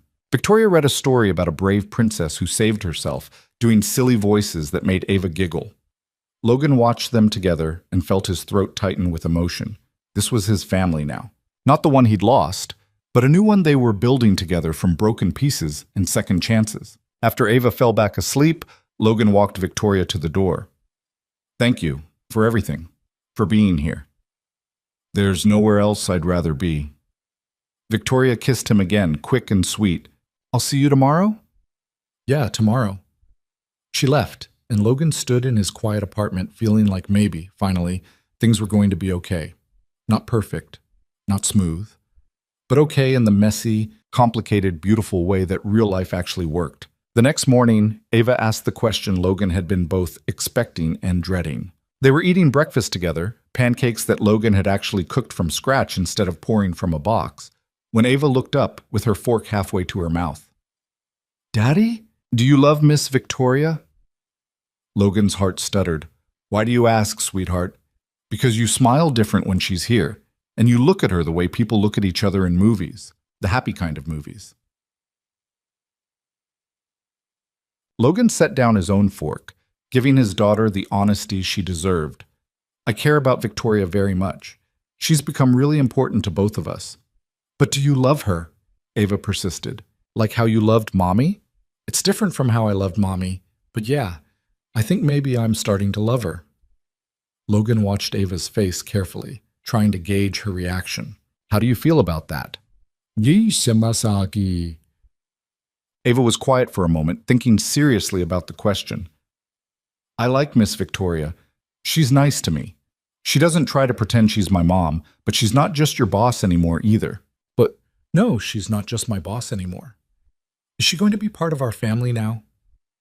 Would you want her to be? Ava nodded slowly. I think so. But Daddy, I don't want to forget Mommy. Logan's chest constricted with emotion. Oh, sweetheart. You'll never forget Mommy, I promise.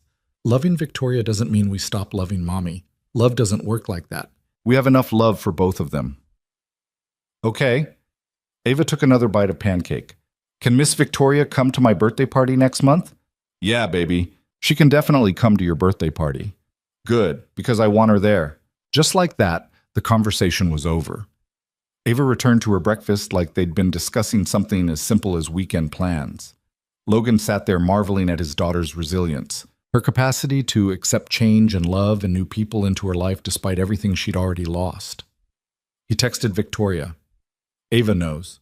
She asked if I love you. I told her the truth. Victoria's response came immediately. What did you tell her? That I think I'm starting to. That it's different from what I had with Rebecca, but it's real. And what did she say? She wants you at her birthday party next month. I'll be there. Logan, yeah? I think I'm starting to love you too. Both of you. Just so you know. Logan read the message 3 times, feeling warmth spread through his chest. Good. That's really good. The weeks that followed were the happiest Logan had been in years. Work was stable and fulfilling. Ava was thriving in school. Victoria was present in their lives in ways that felt natural rather than forced. They didn't rush anything, took things slowly like they'd agreed. Victoria still had her own apartment, her own space. But she spent more evenings at Logan's place than not, helping with homework and cooking dinners, and just existing alongside them. Sandra Williams conducted her final home visit 6 weeks after the custody hearing. She observed Logan and Ava together, interviewed Ava privately, and reviewed all the documentation one last time. "Mr. Hayes," Sandra said as she prepared to leave, "I'm closing your case. My recommendation to the court will be that no custody modification is warranted. Ava is thriving in your care." "Thank you." Logan felt relief so profound it almost knocked him over. "Thank you so much. You did the work, not me. You changed your life. You created stability for your daughter. That's all on you." Sandra paused at the door. "And Mr. Hayes?" Ava mentioned that Miss Sinclair has been around more. "That's good. Every child benefits from having multiple adults who care about them." After Sandra left, Logan called Victoria immediately. "It's over. Logan, the case is closed. Caroline can't challenge the custody again without new evidence." "Logan, that's amazing." He could hear the genuine joy in her voice. "I'm so happy for you, for both of you. Come over tonight, please. I want to celebrate with you and Ava. I'll bring champagne and sparkling cider for Ava." Perfect. That night they celebrated properly. Dinner at Ava's favorite restaurant, then back to the apartment for cake and movies. Ava fell asleep between Logan and Victoria on the couch, her head on Logan's shoulder and her feet in Victoria's lap. "She's gotten comfortable with you," Logan said quietly, careful not to wake his daughter. "I'm comfortable with her too, with both of you." Victoria looked at Ava sleeping peacefully. "I never thought I wanted this. A family, kids, domestic simplicity. I thought I was happy building my empire and going home alone every night. And now I can't imagine going back to that life. It feels hollow compared to this." She met Logan's eyes.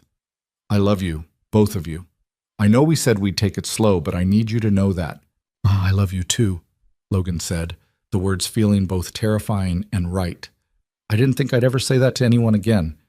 But Victoria, you showed up and you stayed, and you became part of our lives. And somewhere along the way, I fell for you." Victoria leaned over Ava's sleeping form and kissed him softly. "So what now?" "Now we keep building this thing we've started. Slowly, carefully, with Ava always at the center." "I can do that," Victoria whispered. "I want to do that." They sat together in Logan's small apartment, Ava asleep between them, and Logan felt something he hadn't felt since before Rebecca died. Complete. Like his family had found its shape again, different from before but still whole. But complete didn't mean easy, and Logan learned that lesson fast. 2 days after the case closed, Victoria showed up at his apartment looking rattled in a way he'd never seen. Her hair was messier than usual, her makeup slightly smudged, and her hands shook when she set down her bag. "What's wrong?" Logan asked immediately. "Board meeting. They're questioning the company restructuring, saying the work-life balance policies are making us less competitive, that our Q4 numbers are down because people aren't working hard enough anymore." Victoria paced his living room, agitation rolling off her in waves. "Richard Walters basically accused me of going soft. Said my father would never have tolerated this kind of, what did he call it? Corporate coddling." "Your numbers are down?" "By 3%, which in the grand scheme means nothing, but Walters is using it as ammunition to reverse everything I've implemented." Victoria stopped pacing, turning to face Logan. "He wants to go back to the old way, the way that nearly killed you." Logan felt cold dread settle in his stomach. "Can he do that? Override your decisions?" "If he convinces enough board members, yes. I'm CEO, but I'm not untouchable, especially not if they think I'm letting personal feelings compromise business judgment." "Personal feelings?" Victoria's expression turned uncomfortable. "They know about us, or suspect. Walters made some pointed comments about my relationship with senior staff and whether it was affecting my decision-making. That's bullshit. The restructuring happened before we were even friends. I know, but the optics are bad. Billionaire CEO changes entire company culture after almost killing an employee she later starts dating. It looks like guilt-driven overcompensation instead of sound business strategy. Logan sat down heavily on the couch. So, what are you going to do? I don't know. Fight, probably. Try to convince them the policies are working long-term, even if short-term numbers are slightly down. But Logan, Victoria's voice cracked. What if they're right? What if I've been so focused on not being the villain that I've actually made the company worse? You haven't. Your employees are happier, healthier, more productive. But the numbers don't reflect that yet. And in business, numbers are all that matter. That's not true. People matter. Sustainability matters. You can't just sacrifice human beings for quarterly profits. That's exactly what my father did. What every successful CEO does. Maybe Walters is right. Maybe I have gone soft. Logan stood up and grabbed her shoulders, forcing her to look at him. Listen to me. You didn't go soft. You grew a conscience. There's a difference.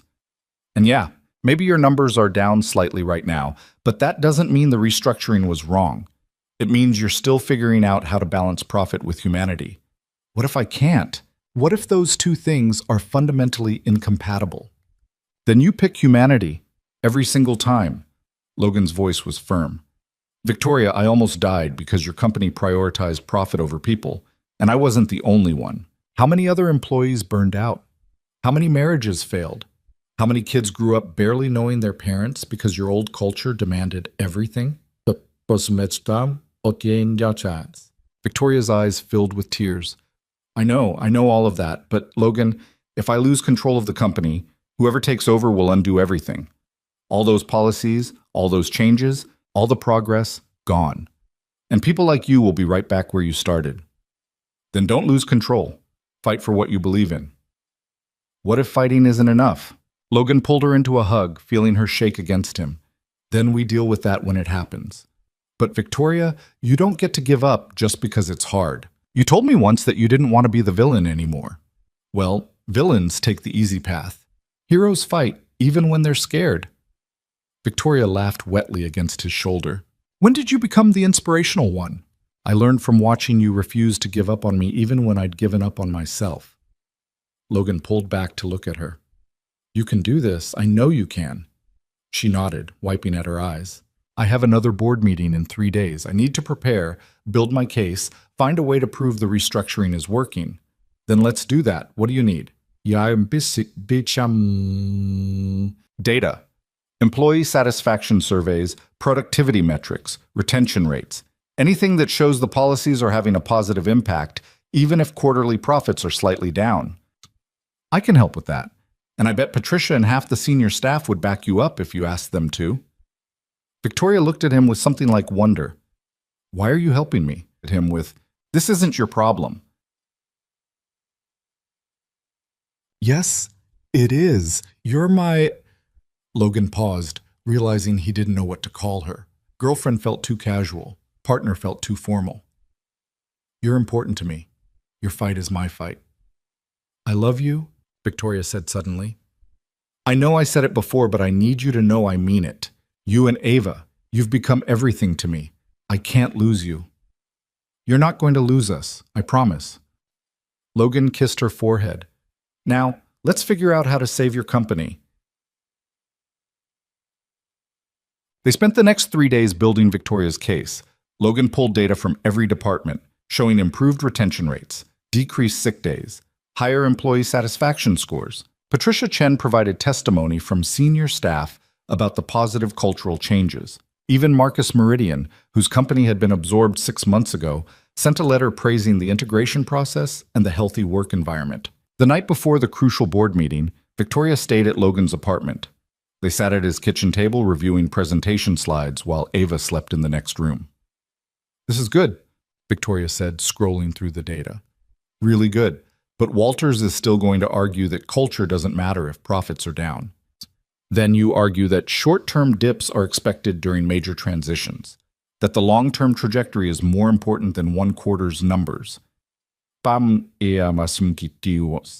say I'm being naive, that the market doesn't care about long-term vision. Then you remind him that your father built his empire on long-term vision, that sustainable growth beats quick profits every time. Logan reached across the table and took her hand. Victoria, you know this stuff better than I do. You've been preparing for this your entire life. Trust yourself. I'm scared, she admitted quietly. I'm terrified I'm going to fail, that I'll lose everything I've built. Even if you do, you won't be alone.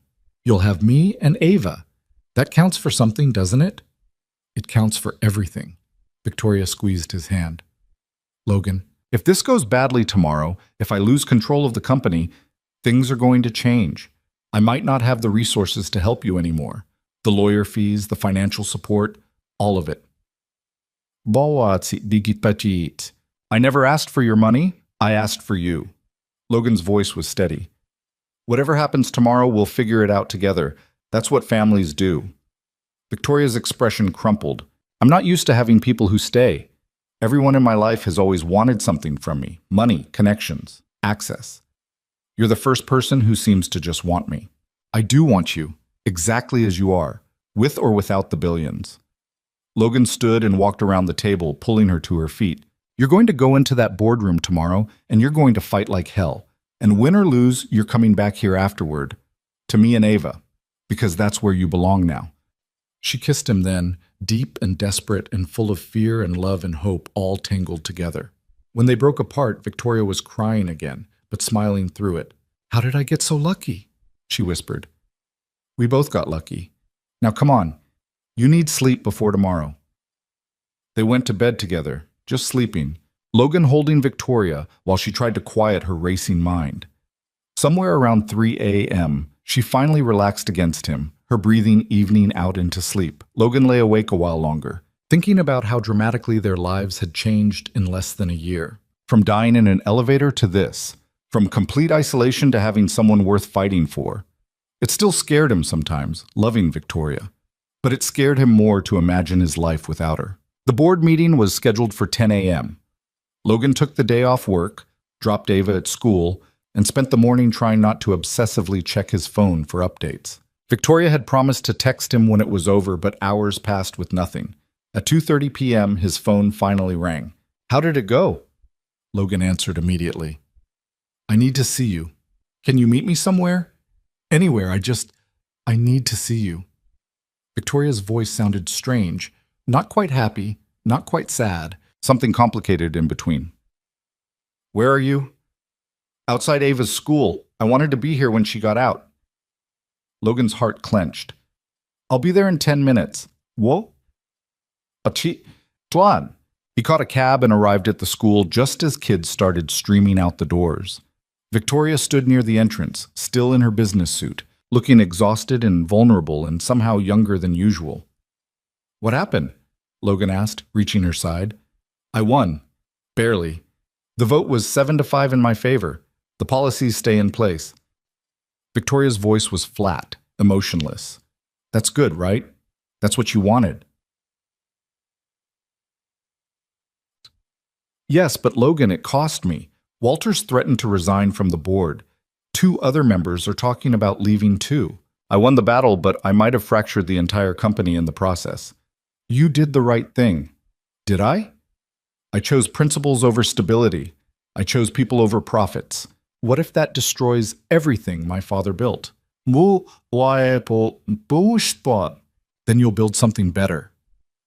Logan pulled her into a hug right there in front of the school. Victoria, you fought for what you believed in. That takes courage. Whatever happens next, you faced it head on instead of compromising who you want to be. She held on to him tight. I'm so tired of fighting. I know, but you don't have to fight alone anymore. Daddy! Miss Victoria. Ava came running over, her backpack bouncing against her shoulders. She threw herself at both of them, wrapping her small arms around Logan's legs while reaching up for Victoria. You're both here! Ava's face lit up with pure joy. Are we doing something fun today? Logan and Victoria looked at each other over Ava's head. Despite everything, the stress, the fear, the uncertainty about what came next, Logan felt something close to peace. Yeah, sweetheart, he said. We're doing something fun. Let's go home. They went back to Logan's apartment together. Victoria changed out of her suit into jeans and a sweater she'd started keeping at his place. They made dinner as a team, Logan handling the pasta while Victoria supervised Ava making salad, which mostly involved Ava eating cherry tomatoes and sneaking cucumber slices to both adults. Over dinner, Ava talked about her day and her upcoming birthday party and whether they could get a dog. Logan and Victoria exchanged glances at that last request, both of them silently agreeing to table that discussion for later. "Miss Victoria," Ava said suddenly, her voice turning serious, "are you sad about something?" Victoria looked surprised. "What makes you think that?"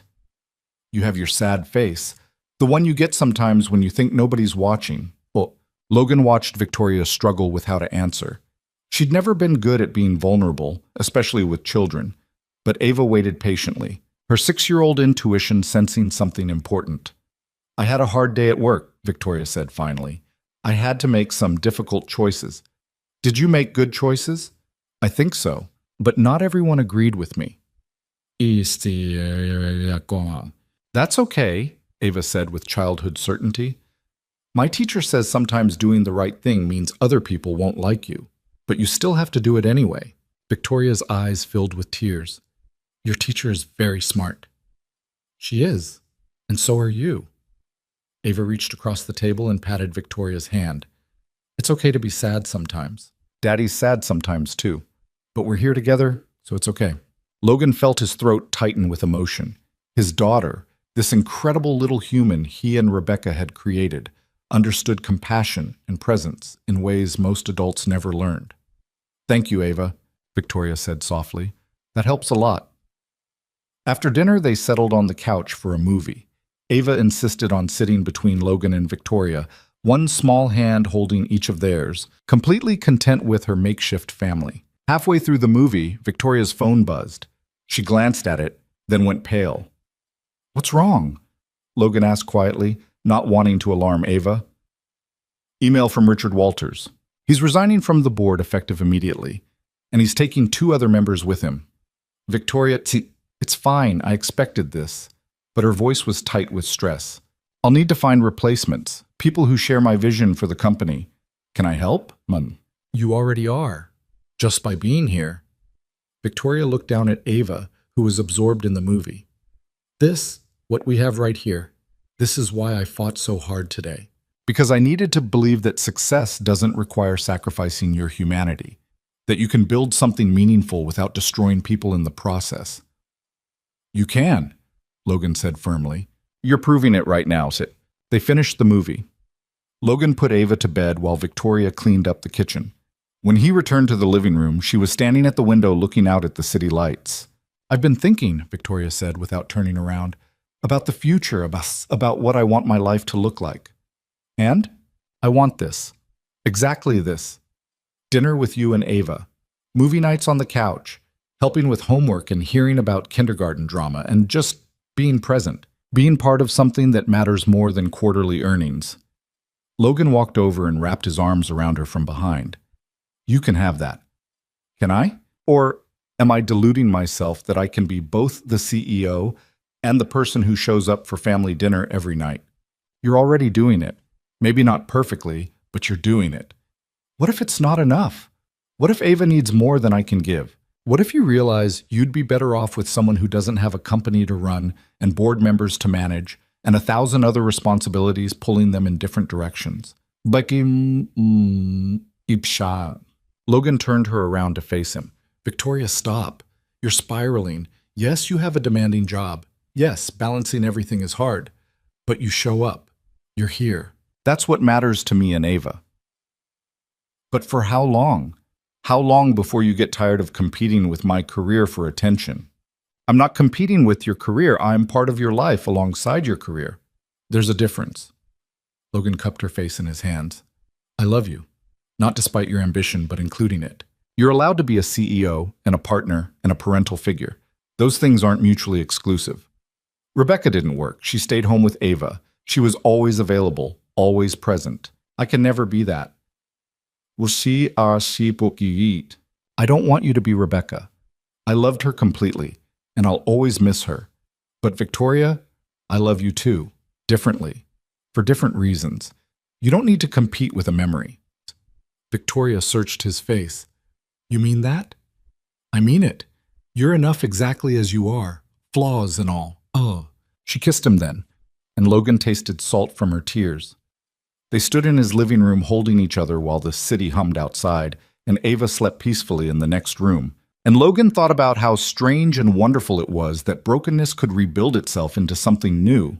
The next few months settled into a rhythm. Victoria stabilized her board, bringing in 3 new members who supported her vision for ethical business practices. The company's numbers slowly improved as employee productivity increased and retention rates soared. Logan continued thriving in his director role, finally achieving the balance between career and fatherhood that had seemed impossible a year ago. Ava flourished in school, making friends and bringing home art projects that covered every available surface in the apartment. And slowly, carefully, they became a family. Victoria started staying over more nights than not. She had a drawer in Logan's dresser, a toothbrush in the bathroom, a favorite coffee mug in the cabinet.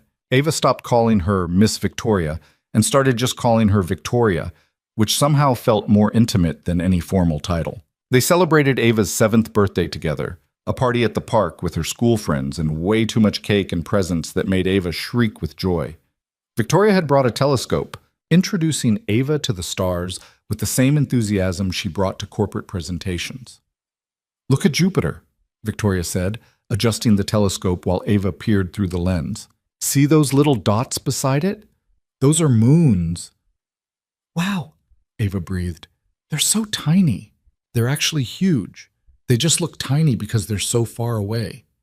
Victoria glanced at Logan, who was watching them with an expression she'd learned to recognize, love mixed with contentment and just a hint of sadness that Rebecca wasn't here to see this. Later, after all the guests had left and Ava was exhausted but happy, they walked back to Logan's apartment together. Ava held both their hands, swinging between them and chattering about her favorite presents.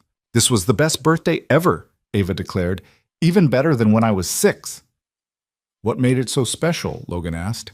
Because you were both here, together, like a real family. Logan felt his chest tighten. He looked at Victoria over Ava's head and saw his own emotion reflected in her eyes. We are a real family, Victoria said softly. If that's what you want us to be. I do, Ava said immediately. I want us to always be together. Always is a long time, kiddo, Logan said gently. But we can definitely try. That night, after Ava was asleep, Logan and Victoria sat on his couch talking about the future. About what always might actually look like. About whether Victoria should finally give up her apartment and officially move in. About whether they were ready to take that step. I want to, Victoria said, but Logan, I need to know you're sure that this isn't just comfort or convenience or it's not, I'm sure. Logan took her hand. I love you. Ava loves you. You're part of our lives in every way that matters. Making it official just makes sense.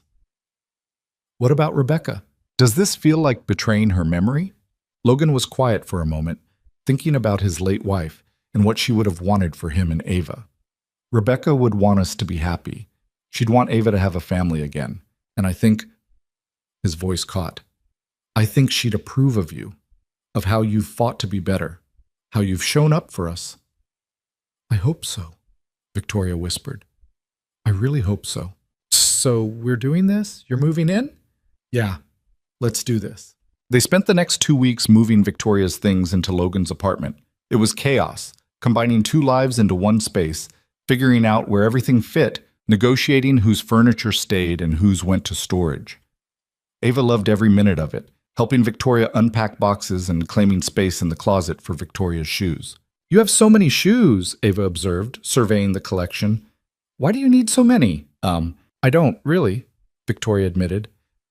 I just kept buying them because, I don't know, it made me feel successful, I guess. That's silly. You're already successful. You don't need shoes to prove it. Victoria laughed. You're absolutely right. Want to help me figure out which ones to keep? They spent an hour sorting through shoes, Ava offering opinions with brutal 6-year-old honesty, while Victoria listened seriously to each verdict. Logan watched from the doorway, marveling at how naturally they interacted. Victoria had gone from someone who barely understood children to someone who could spend an hour discussing footwear with a first grader and genuinely enjoy it. That night, with most of the unpacking done and Ava asleep in her room, Logan and Victoria collapsed on the couch together. "I can't believe we actually did this," Victoria said. "I'm living in Brooklyn in a one-bedroom apartment that costs less per month than my old place cost per week. Having regrets already?" "Not even a little bit." She turned to look at him. "This feels right, like I'm finally where I'm supposed to be." "Me too," Logan said. "For the first time since Rebecca died, I feel like we're not just surviving, we're actually living." They sat in comfortable silence for a while, tired but content. Eventually, Victoria spoke again. "Logan, there's something I need to tell you." His heart rate spiked. "What's wrong?" "Nothing's wrong. I've been thinking about us, about our future together, and I want to ask you something, but I'm terrified you'll say no." "Victoria, you're scaring me. What is it?" She took a deep breath. "I want to marry you, eventually, when you're ready. But I need to know if that's something you even want. If you can imagine that kind of future with me." Logan felt his breath catch. Marriage. He'd been married before, to Rebecca, and losing her had nearly destroyed him. The idea of making that kind of commitment again, of being that vulnerable. But looking at Victoria now, seeing the fear and hope and love in her expression, Logan realized he wasn't scared, he was ready. "Yes," he said simply. "I want that too." "Really? You're not just saying that?" "Really? Victoria, you've become everything to me and Ava. Marrying you feels like the most natural thing in the world." She kissed him hard, and Logan could taste relief and joy and promise in that kiss. When they broke apart, Victoria was crying again, happy tears this time. "I don't have a ring," she said, laughing through tears. "I completely messed up the proposal part. I don't need a ring, I just need you." Logan pulled her close. "But maybe we wait to tell Ava until we're actually engaged? Give her time to adjust to you living here first?" "That makes sense. We've already changed so much in her life. Let's take this one step at a time." They went to bed that night, curled up together in what was now their bedroom, in what was now their home, planning a future that felt both terrifying and inevitable.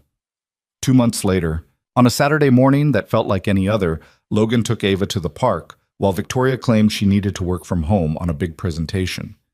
"She works too much," Ava complained, swinging higher on the swings. "She's trying to balance everything," Logan defended. "It's not easy being a CEO. "I know, but I miss her when she works on weekends. We'll see her later. Maybe we can convince her to take the rest of the day off." They spent 2 hours at the park, then stopped for ice cream on the way home. When they got back to the apartment, Logan noticed immediately that something was different. The living room had been transformed. Candles everywhere, rose petals scattered across the floor, music playing softly from the speaker. And Victoria standing in the middle of it all, wearing a dress instead of her usual casual weekend clothes. "What's all this?" Logan asked, though his heart was already racing with understanding. "Daddy, Victoria made everything pretty." Ava rushed forward, delighted by the decorations. "Ava, sweetheart," Victoria said gently, "can you give me and your dad a minute alone?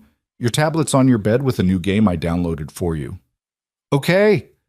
Ava ran to her room, completely oblivious to what was happening. Victoria turned to Logan and he saw she was shaking. "I know we said we'd wait, but I couldn't. Logan, this past year with you and Ava has been the best year of my life. You've taught me what actually matters. You've shown me how to be human instead of just successful. And I love you more than I ever thought I could love anyone." She dropped to one knee, pulling out a small box. Logan felt tears start in his eyes. "Logan Hayes, will you marry me?" He pulled her to her feet before she could finish, kissing her hard. "Yes, absolutely yes." Victoria laughed and cried simultaneously, fumbling to get the ring out of the box. It was simple, a platinum band with a single diamond, elegant but not ostentatious. Logan held out his hand and she slipped it on. Then they stood there in their living room, holding each other while the candles flickered around them. "We should tell Ava," Logan said. "Are you sure she's ready?" Only one way to find out. They went to Ava's room together. She was absorbed in her tablet game, but looked up when they entered. Ava, Victoria said, crouching down beside the bed. Your dad and I need to tell you something important. Ava's eyes went wide. Are you having a baby? What? No, not yet anyway. Victoria glanced at Logan, who shrugged. They hadn't actually discussed kids. We wanted to tell you that we're getting married. Ava stared at them for a long moment. Then her face split into the biggest smile Logan had ever seen. Really? You're getting married? That means we'll be a real family forever? We're already a real family, Logan said. But yes, Victoria and I are getting married. Ava launched herself at them both, wrapping her arms around their necks. This is the best day ever. Can I be in the wedding? Can I wear a fancy dress? You can wear the fanciest dress we can find, Victoria promised. And yes, you'll absolutely be in the wedding. You're the most important part. They spent the rest of the day celebrating, ordering too much takeout, watching movies, and letting Ava ask a million questions about the wedding. When would it be? Where would they do it? What kind of cake would they have? Could her friends come? That night, after Ava finally fell asleep still buzzing with excitement, Logan and Victoria lay in bed together.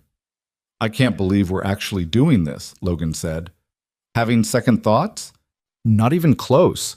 Just amazed at how much can change in a year. Last year at this time, I was barely surviving. Now I'm engaged to an incredible woman, and my daughter is happier than I've seen her since Rebecca died. Do you think Rebecca would be okay with this? Victoria asked quietly. With us? Logan thought about his late wife, her kindness, her belief in second chances, her capacity for love. I think she'd be happy we found each other, that Ava has someone else who loves her. Rebecca always said life was too short not to grab happiness when it showed up. Smart woman. The smartest. Logan pulled Victoria closer. But you're pretty smart too, and brave, and everything I didn't know I needed. Same, Victoria whispered. You saved my life, Logan. Both of you. You reminded me what it means to be human, what actually matters. They fell asleep like that, wrapped up in each other, planning a future that had seemed impossible just months before. The year that followed was the happiest of Logan's life since Rebecca's death. He and Victoria planned a small wedding for the following spring, just close friends and colleagues, nothing fancy despite Victoria's wealth. Ava was their junior bridesmaid, taking her role incredibly seriously and bossing around everyone who would listen. The ceremony was in a small garden in Brooklyn, intimate and meaningful. Logan cried when Victoria walked down the aisle. Ava cried because Logan was crying. Even Patricia Chen teared up, which she later claimed was allergies despite it being January. They honeymooned in Maine, the three of them together, because neither Logan nor Victoria could imagine going anywhere without Ava. They stayed in a cabin by the ocean, spending days exploring tide pools and nights watching stars through Victoria's telescope. This is nice, Ava said one evening as they sat on the beach together. Being a family. Yeah, it really is, Logan agreed, wrapping an arm around her shoulders. Victoria sat on Ava's other side, and together they watched the sun set over the Atlantic. Logan thought about the journey that had brought them here, from dying in an elevator to this moment of contentment. It hadn't been easy. Nothing about their story had been smooth or simple, but it had been real. Messy and complicated and full of mistakes and second chances and the hard work of learning to love again after loss. Daddy? Ava's voice broke through his thoughts. Do you think Mommy would be happy about our family? Logan felt Victoria tense beside them, but he answered honestly. I think your mom would love Victoria, and I think she'd be so proud of how brave you've been through all of this. I miss her sometimes, Ava said softly. Me too, sweetheart, every day. But missing her doesn't mean we can't love Victoria too. Love doesn't work like that. We have enough love for everyone. That's what Victoria said once, remember? Ava looked up at Victoria. When I asked if loving you meant forgetting Mommy. I remember, Victoria said, her voice thick with emotion. And it's still true. Your mom will always be part of this family, Ava. Always. They sat together as the sun disappeared below the horizon and stars started appearing overhead. Three people who'd found each other in the wreckage of loss and ambition and near death, and somehow built something worth keeping. It wasn't perfect. They still fought sometimes, about work schedules and parenting decisions and all the normal things families fought about. Victoria still struggled with work-life balance. Logan still had moments of grief that knocked him sideways. Ava still had nightmares about losing her father, but they faced it together. That made all the difference. Later that night, with Ava asleep in the cabin and the ocean crashing outside, Victoria and Logan lay in bed talking about the future, about whether they wanted more children, about retirement plans and college funds and growing old together. "I never thought I'd have this," Victoria admitted. "A family, a real home, someone who loves me for who I am instead of what I can provide." "You deserve all of it," Logan said firmly. "Every bit of happiness." "So do you. After everything you've been through, losing Rebecca, raising Ava alone, nearly dying, you deserve this peace. We both do. And we're going to protect it. Whatever comes next, we face it together." "Together," Victoria agreed, sealing the promise with a kiss. And as Logan drifted off to sleep with his wife beside him and his daughter safe in the next room, he realized something profound. The worst night of his life, collapsing in that elevator, terrified and broken, had somehow led to the best parts. To Victoria. To healing. To this family they'd built from nothing but hope and stubbornness and the refusal to give up on each other. It hadn't been smooth. It had been hard and scary and uncertain. But that was okay. Because real life wasn't smooth. Real life was messy and complicated and full of second chances for people brave enough to take them. And Logan Hayes, Victoria Sinclair, and Ava Hayes were nothing if not brave. 1 year after the wedding, Logan stood in the kitchen of their new Brooklyn brownstone, watching Victoria teach Ava how to make pancakes from scratch. "No, like this," Victoria was saying, guiding Ava's hand as she whisked the batter. "Gentle circles. You're not trying to kill it." "But it's lumpy," Ava protested. "Lumpy is fine. Lumpy means it'll taste homemade instead of perfect." "Oh," Logan smiled at that. A year ago, Victoria Sinclair wouldn't have known what homemade pancakes looked like, let alone that lumpy batter was acceptable. Now she stood in their kitchen on a Saturday morning, flour on her shirt and her hair pulled back in a messy ponytail, teaching his daughter that imperfection had its place. They'd moved into the brownstone 6 months after the wedding. Victoria had wanted to buy something massive in Manhattan, but Logan had pushed back. Ava needed stability, not a showpiece. They'd compromised on this place, big enough for a growing family, modest enough to still feel like home. "Daddy, come flip the first one," Ava called. "Victoria says I'm not ready yet." "Because you'll burn yourself," Victoria said, but she was smiling. "Your dad has more experience with hot skillets." "Yeah." Logan joined them at the stove, carefully flipping the pancake while Ava watched with intense concentration. These mornings had become routine, the three of them cooking together, making messes, laughing at failures.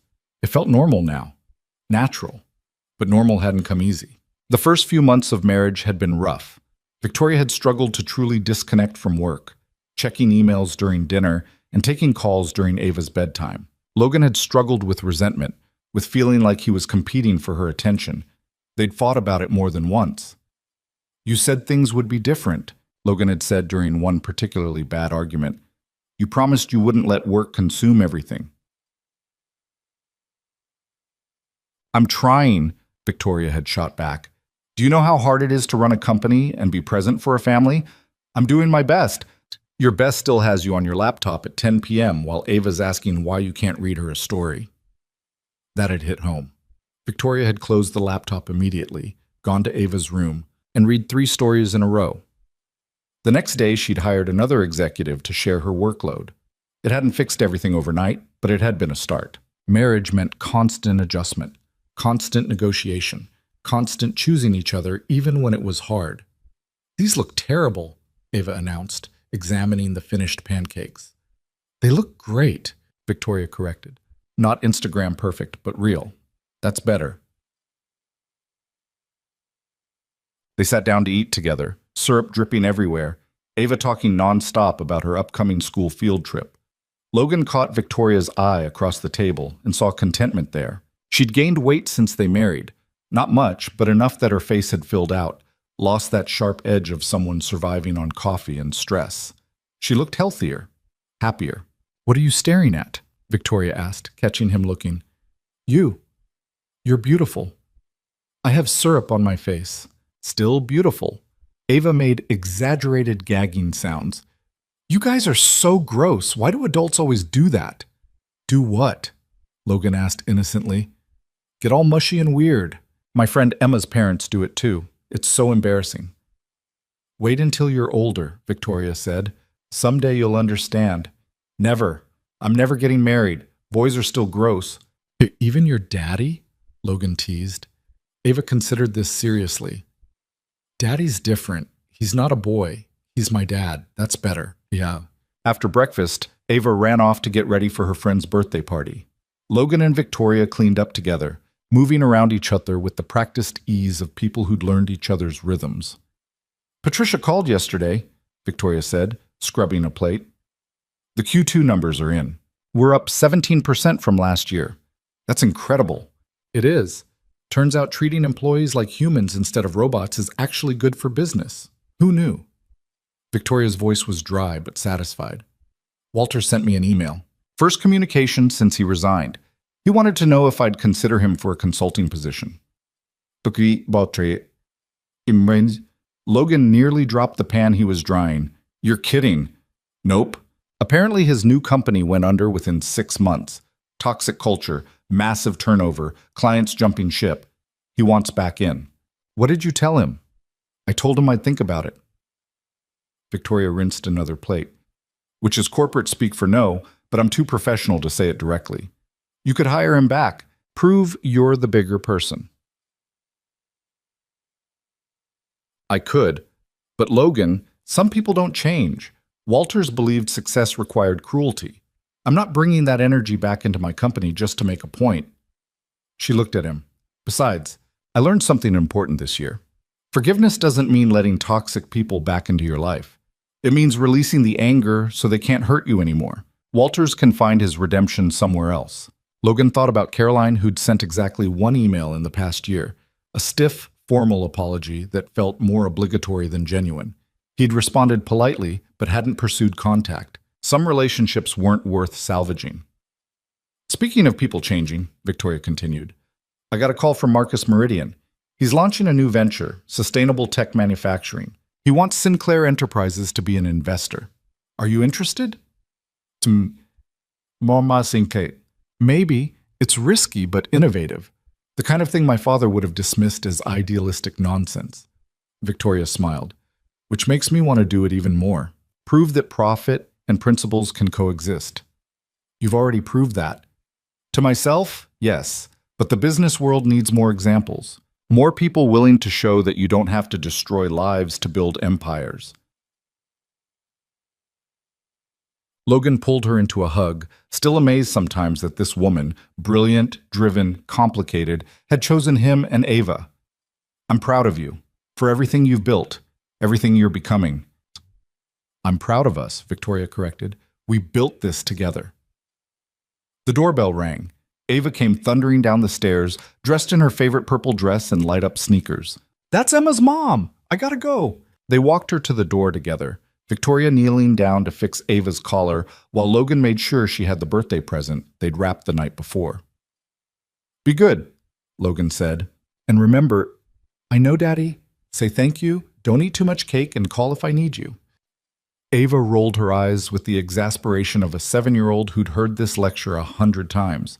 And have fun, Victoria added, pressing a kiss to Ava's forehead. I will.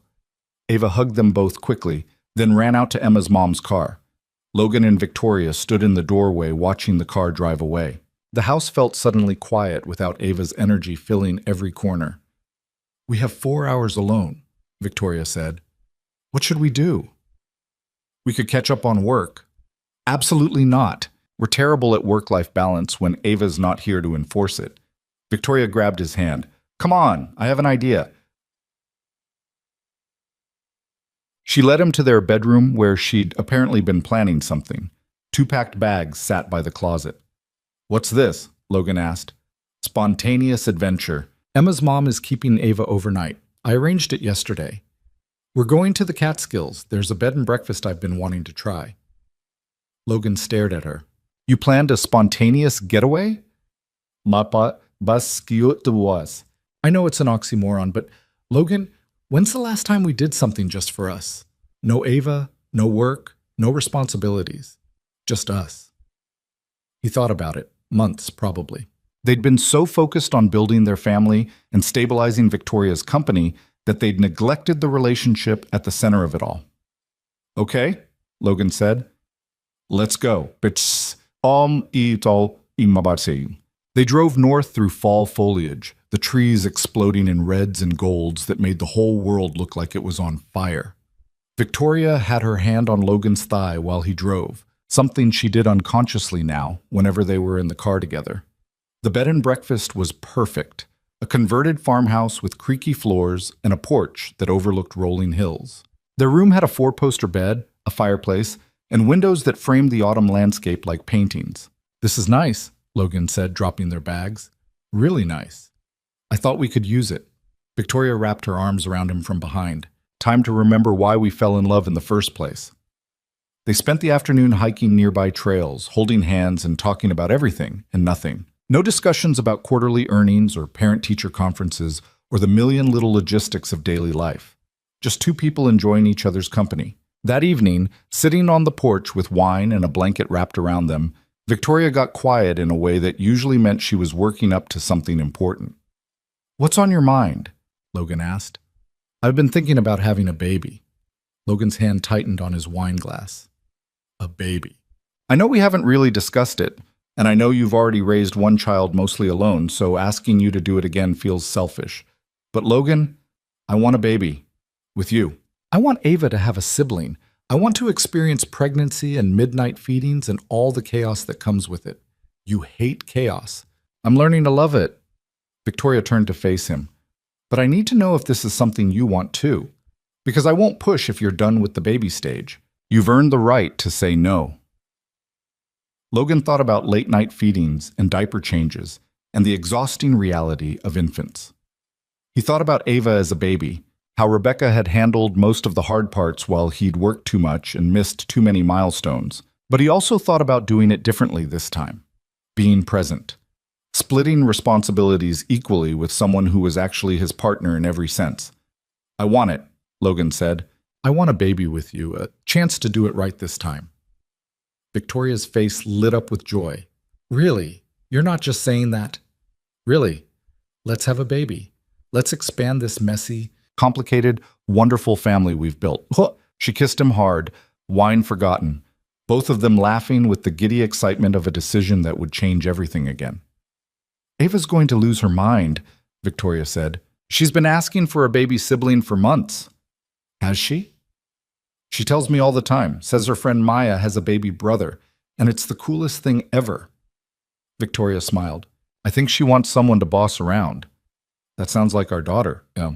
They spent the rest of the weekend wrapped up in each other, talking about nursery colors and baby names, and whether they wanted to find out the gender or be surprised. It felt surreal and exciting and terrifying all at once. On the drive home Sunday afternoon, Logan's phone rang. Unknown number. He almost didn't answer, but something made him pick up. "Mr. Hayes, this is Sandra Williams from Child Protective Services." Logan's stomach dropped. "Is something wrong with Ava?" No, nothing like that. I'm calling because Caroline Reed contacted our office. She's requesting supervised visitation with Ava." "What? I thought that was settled." "So did we. But Ms. Reed has apparently been attending therapy as we suggested in our report. She has documentation showing she's addressed her grief and anger issues. She's not requesting custody, just the opportunity to have a relationship with her niece." Logan felt Victoria's hand find his knee, grounding him. "And if I say no? That's your right as Ava's father. But Mr. Hayes, I've reviewed Miss Reed's file. She's put in genuine work, and Ava is old enough now to have input on whether she wants contact with her aunt. It might be worth considering." After hanging up, Logan sat in the parked car trying to process. Caroline wanted back in their lives. After everything she'd put them through, after trying to take Ava away, she wanted another chance. "What are you thinking?" Victoria asked quietly. "I'm thinking I want to protect Ava from anyone who might hurt her, including Caroline. But I'm also thinking about what you said earlier, about forgiveness not meaning letting toxic people back in. but releasing anger so they can't hurt you. Maybe Caroline's worked through her issues. Maybe she deserves a chance to know Ava. Or maybe she'll disappoint you both again. Yeah, maybe. Logan looked at Victoria. What would you do? I'd be terrified, but I'd probably give her one supervised visit. See how it goes. Ava's smart enough to tell us if something feels wrong. Logan thought about it for the entire drive home. When they picked up Ava from Emma's house, he sat his daughter down for a serious conversation. Ava, remember Aunt Caroline, your mom's sister? Ava's expression became guarded. The lady who tried to take me away? Yeah, she wants to visit with you. Spend some time together with me there, supervising, but only if you want to. If you say no, that's completely okay. Will she try to take me again? No. She can't do that anymore. This would just be a visit. A chance for her to be part of your life if you want that. Ava thought about it seriously, her face scrunched up in concentration. Do you want me to see her? I want whatever makes you happy and safe. This is your choice, sweetheart. What about Victoria? Does she think I should? Victoria, who'd been standing in the doorway trying to give them space, came over and sat down. I think your Aunt Caroline made mistakes because she was hurting, and I think she's trying to do better. But Ava, you don't owe her anything. If you're not comfortable, that's okay. Ava was quiet for a long moment. Then she said, Can we try once? And if I don't like it, I don't have to do it again? Absolutely, Logan confirmed. One visit, and if it doesn't feel right, we stop. 2 weeks later, they met Caroline at a park. Neutral territory, with Logan present the entire time. Caroline looked different than she had at the custody hearing, softer somehow, less angry. Hi, Ava, Caroline said carefully. Thank you for agreeing to see me. Ava stayed close to Logan, studying her aunt with cautious eyes. Hi. I wanted to apologize for scaring you at your school, for trying to take you away from your dad. I was very wrong, and I'm sorry. Why did you do it? Ava asked with childhood directness. Caroline's eyes filled with tears. Because I missed your mom so much that I wasn't thinking clearly. I thought taking care of you would make me feel close to her again. But that was selfish. Your dad loves you very much. You belong with him. I know, Ava said simply. They spent an hour at the park. Caroline pushed Ava on the swings, asked about school, showed genuine interest in Ava's life without trying to force intimacy. By the end, Ava had relaxed enough to tell her aunt about her upcoming role in the school play. Can I come? Caroline asked tentatively. To the play. If your dad says it's okay? Ava looked at Logan. He nodded. Sure, you can come. After Caroline left, Logan asked Ava how she felt about the visit. It was okay, Ava said. She seems less scary now. Still kind of sad, though. She's working on that. The sadness. Good. Because being sad all the time is really hard. Ava grabbed his hand. I'm glad you're not sad anymore, Daddy. Logan's throat tightened. Me too, kiddo. Me too, The months that followed brought more changes, all of them good. Victoria got pregnant in early winter, and Ava was ecstatic about becoming a big sister. Caroline attended Ava's school play and maintained regular monthly visits that gradually became less awkward and more genuine. Sinclair Enterprises continued thriving under Victoria's leadership. The investment in Marcus Meridian's sustainable tech venture paid off spectacularly, validating Victoria's belief that ethical business could be profitable. She was featured in several business magazines as an example of the new generation of CEOs who prioritized people over pure profit. Logan was promoted to VP of Strategic Development, a role that gave him more influence and better pay while maintaining the work-life balance he'd fought so hard to achieve. He was good at his job, respected by colleagues, and actually enjoyed going to work, something that had seemed impossible 2 years ago. But the biggest change came in late spring. When Victoria went into labor 3 weeks early, Logan had been prepared for chaos, had read all the books, attended all the classes, mentally rehearsed the drive to the hospital 100 times. But when Victoria's water broke at 2 a.m., he still panicked. Okay, it's happening, he said, running around their bedroom grabbing things randomly.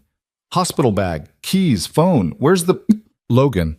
Victoria's voice was calm despite the contraction she was clearly having. We practiced this. The bag is by the door.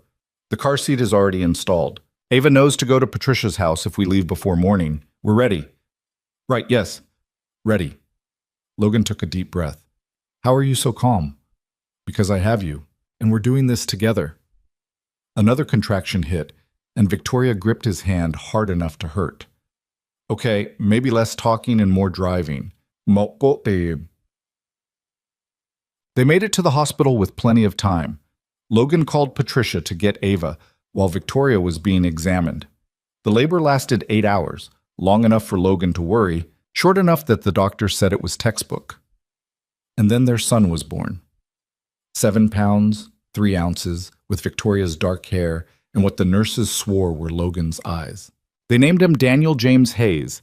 Daniel after Victoria's father, James after Logan's. Logan held his son for the first time and felt his entire world shift.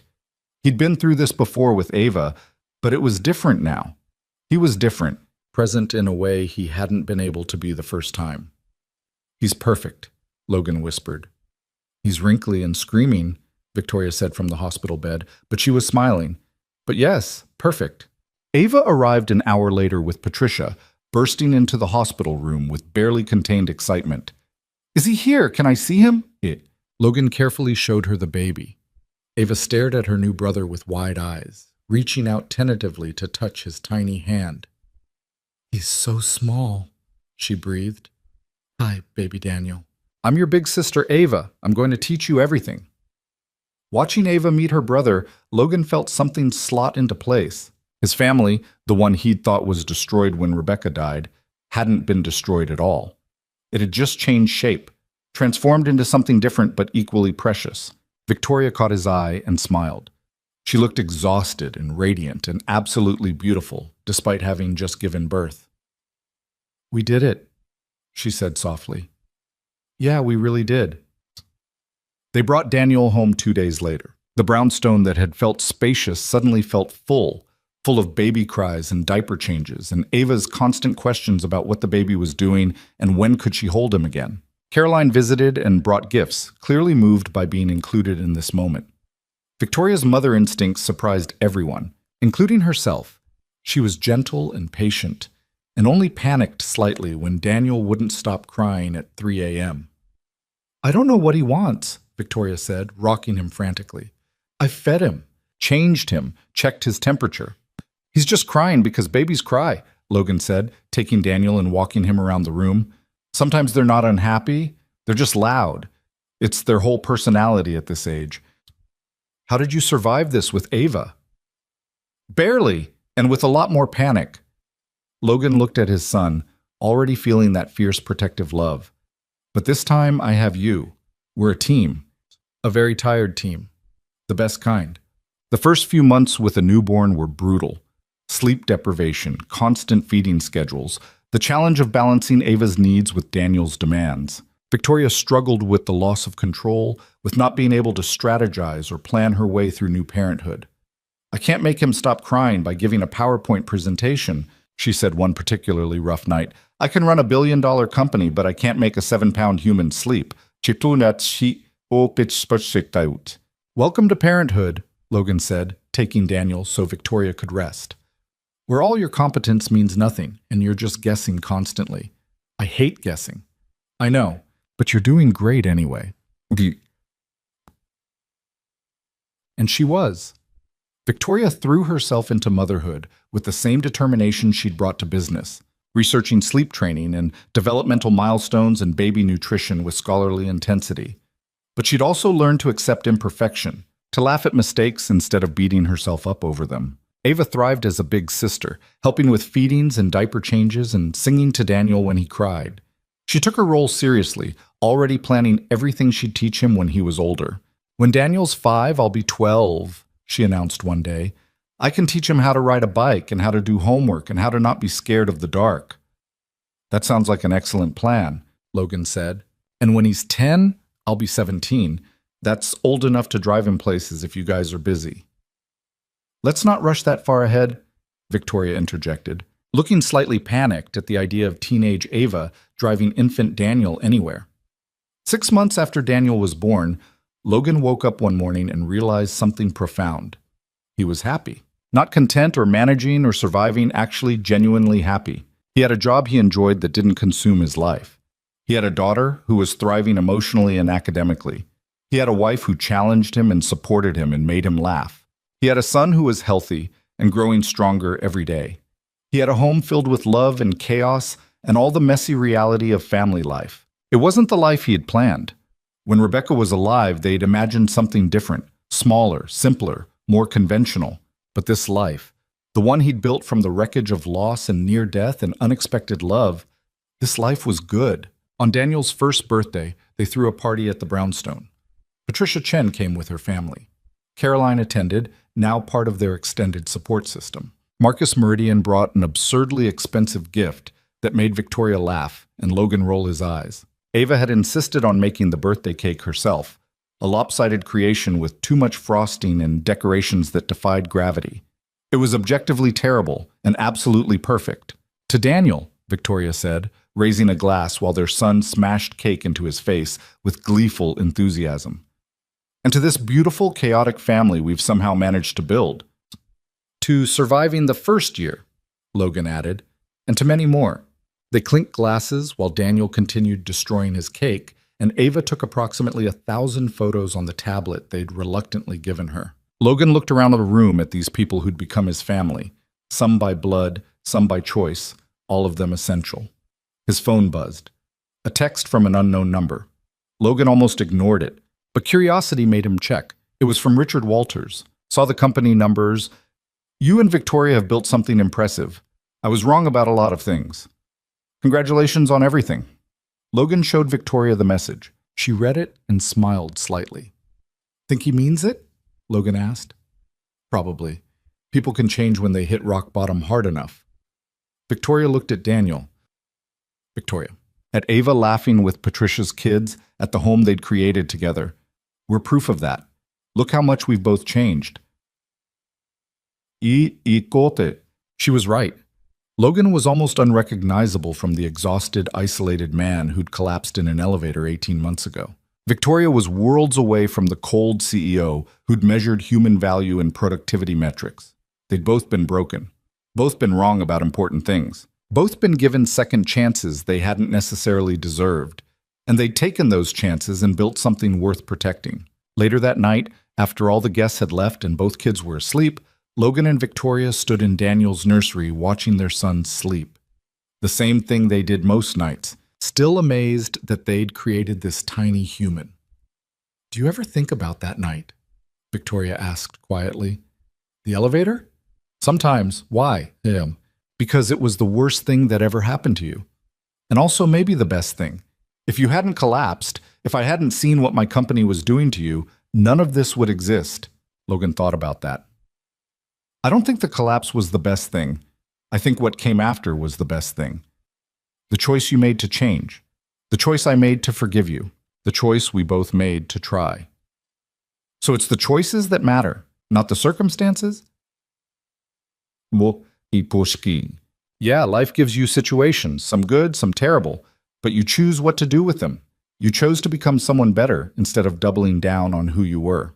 I chose to risk loving again instead of staying locked in grief. Those choices made all the difference. Victoria leaned against him, and they stood together in the soft glow of the nightlight. I'm glad we chose each other. Me too. Eat this. They went to bed that night wrapped up in each other, two people who'd learned the hard way that happiness wasn't something you achieved or earned. It was something you built daily through small choices, choosing kindness over cruelty, connection over isolation, vulnerability over self-protection. It wasn't dramatic, it wasn't smooth, but it was real. And real, Logan had learned, was always better than perfect. The years that followed brought more challenges, more changes, more of the complicated reality of building a life with other people. Ava hit her teenage years with all the accompanying drama. Daniel became a toddler with opinions about everything.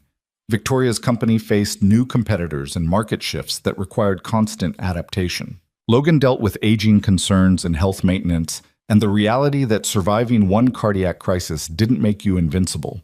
But through all of it, they had each other. That foundation, built from loss and redemption and the stubborn refusal to give up, carried them through whatever came next. On their 5th wedding anniversary, Victoria gave Logan a gift, a framed photo of the three of them from that first museum trip before they were a family, when they were just beginning to hope they could be. "To remind you where we started," Victoria said, "and how far we've come." Logan looked at the photo, Victoria crouched down beside 6-year-old Ava, both of them laughing at something he'd said just outside the frame.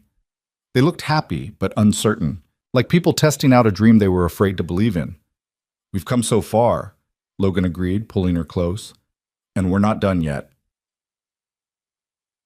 Boss. Because that was the thing about second chances, they didn't end. They kept unfolding, day after day, choice after choice, building something sustainable from the wreckage of what came before. Logan Hayes had learned that lesson the hardest way possible. Flat on his back in an elevator, his heart giving out, his daughter screaming for help, his future uncertain. But he'd survived. They'd all survived. And more than that, they'd built a life worth surviving for. That was the real triumph. Not the happy ending, because life didn't have endings, just continuous beginnings. But the choice to keep building, keep loving, keep trying even when it was hard. The choice to believe that broken things could be repaired. The choice to trust that darkness could give way to light. The choice to accept that sometimes the worst moments of your life contain the seeds of the best things that would ever happen to you. Logan hadn't asked for any of this, hadn't wanted to lose Rebecca or nearly die, or fall for his boss or rebuild his entire existence from scratch. But standing in his home on his anniversary, his daughter doing homework at the kitchen table, and his son playing with blocks in the living room, and his wife in his arms, Logan understood something important. You didn't get to choose what life gave you. You only got to choose what you did with it. And if you chose bravely, chose love over fear, hope over cynicism, forgiveness over resentment, you might just end up with something worth all the pain it took to build it. Logan Hayes had chosen bravely. So had Victoria Sinclair. So had Ava, in her own childish but profound way. And together, they'd created something that looked a lot like happiness. Not perfect happiness. Not smooth or simple or without complications, but real happiness. Messy and challenging and absolutely worth fighting for. And that, Logan thought as he held his wife while their children played nearby and the evening sun filtered through the windows of their home. That was more than enough. It was everything.